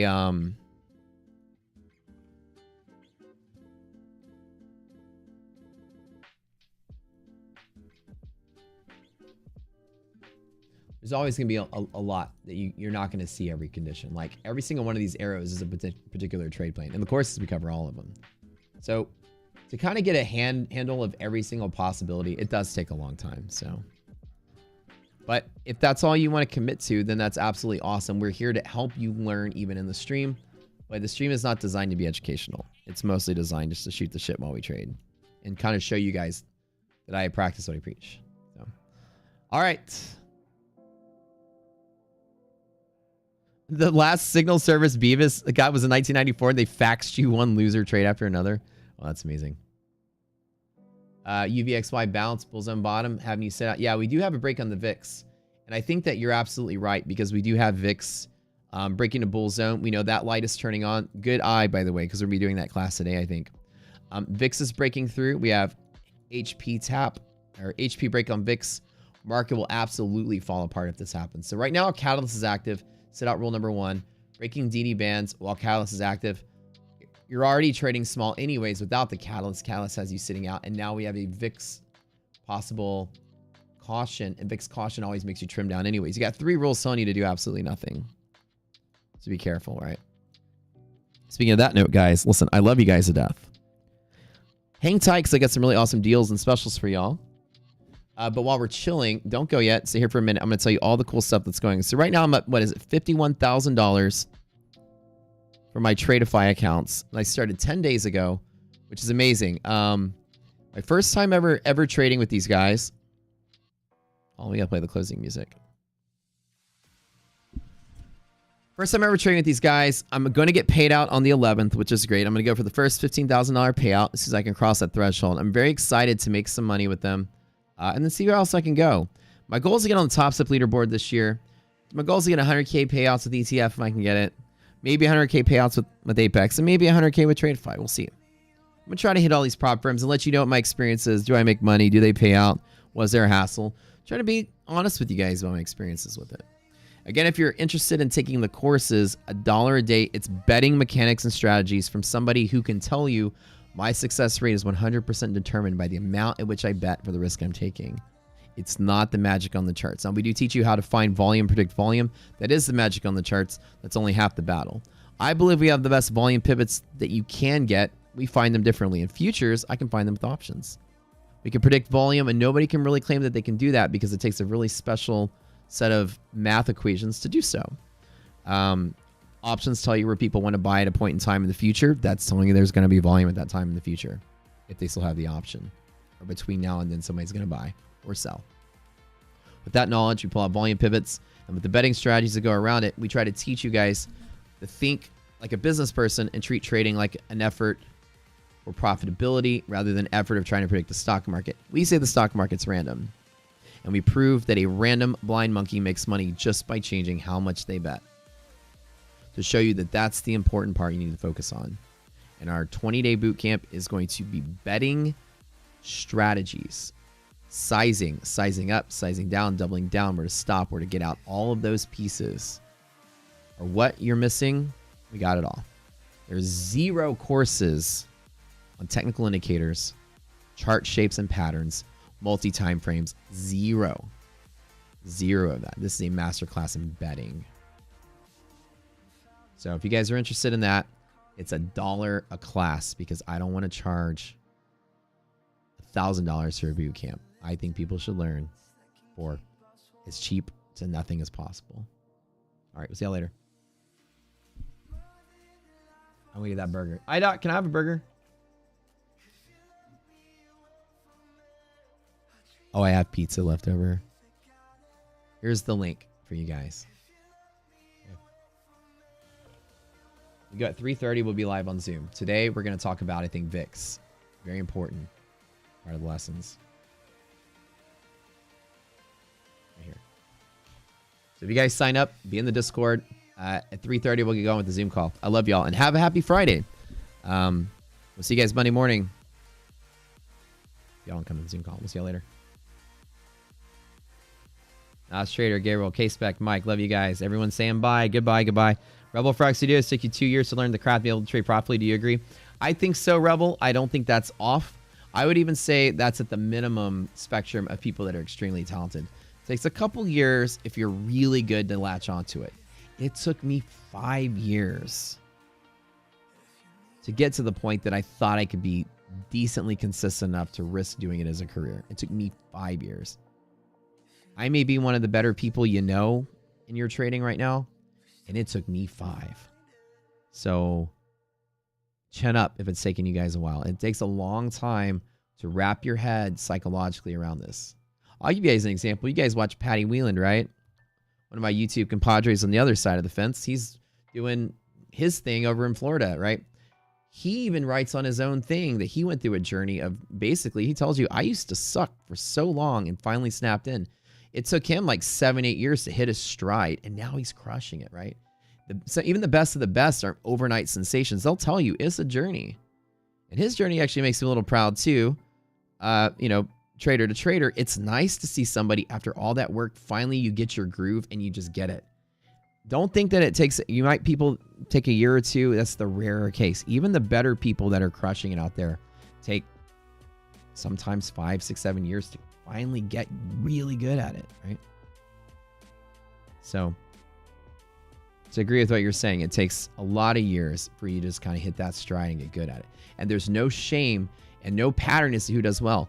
You know why it probably took him and me so long to get good at this?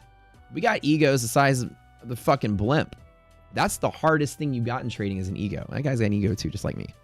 You can't navigate well when you're your worst enemy. And that took me 5 years to get over. Trust me. I didn't know how to lose. I didn't want to be wrong. That's the hardest part. And so if you guys are struggling, just realize it's okay. Emotionally, that's the game you're playing. All right. So but you may, Rebel, you may have the mental capacity that I don't have. You may have some people that I teach within months, they get it. Some people within years. It's different person to person. And there's no way to tell which category you're in. It's 100% genetics and experience. Like, if you grew up scared of money because of your family circumstance, you'll be scared of money in trading. If you grew up in abundance, you'll probably feel abundance in trading. The mentality is all your upbringing. And the people that I know that do well out the door are people that are usually used to taking big losses in life or dealing with big loss in life. Early deaths in the family losing all their money, having to live poor, learning how to save, learning how to find value, learning how to shop with coupons, things that make every financial decision you make a journey, like a math equation. How do I save money? How do I get here? How do I do this but save a little bit? If you're thinking like that, then you're already years ahead of everyone else. Okay, does that make sense? So it's like your upbringing is going to say what it is. Don't even think I should take it as a hobby. You may be the person that's perfectly designed to do this, and you'll only know if you try it. And as I've trained 100,000 people probably, I'll tell you the one thing they all have in common is the people that this snaps into think like business people. Every decision is profitability. You know, I can walk to the back of the store. Here's an example before I go. You could basically say like, all right, in my grocery store, there's a coupon deal. You find the brisket or the fajita, the fajitas, right? It's like a deal package, $25. You buy the fajita meat, you get the mustard or the fucking, I don't know, the salsa, the chips, the soda, all of that for free. And you may realize they may be out of the salsa, right? And it's a $3 thing. And you may go, you know what? Let me just forget about it. It's just salsa. But a smart person may say, wait a minute. I see a manager over here. Let me get them to go see if the salsa's in the bag. It'll take them a minute to get it and come back. And now I made $3 that minute. Or $3 I didn't spend because I do like salsa and I get it for $3. $3 per minute is $180 an hour. That's a doctor's salary. Yes, I'll go get the salsa. The person that just says, it's not worth my time is not a good trader. Hopefully that makes you think. The decision to chase somebody out for the salsa was $180 an hour worth of your time. You're thinking like a trader, right? And so these kind of people are the people that do well. Value time and money. This is what trading is. Person's like, it's just salsa. That's the person that's not putting in the effort to put thought into their financial decisions. All right. I love you guys. We'll see you in the course, 3:30.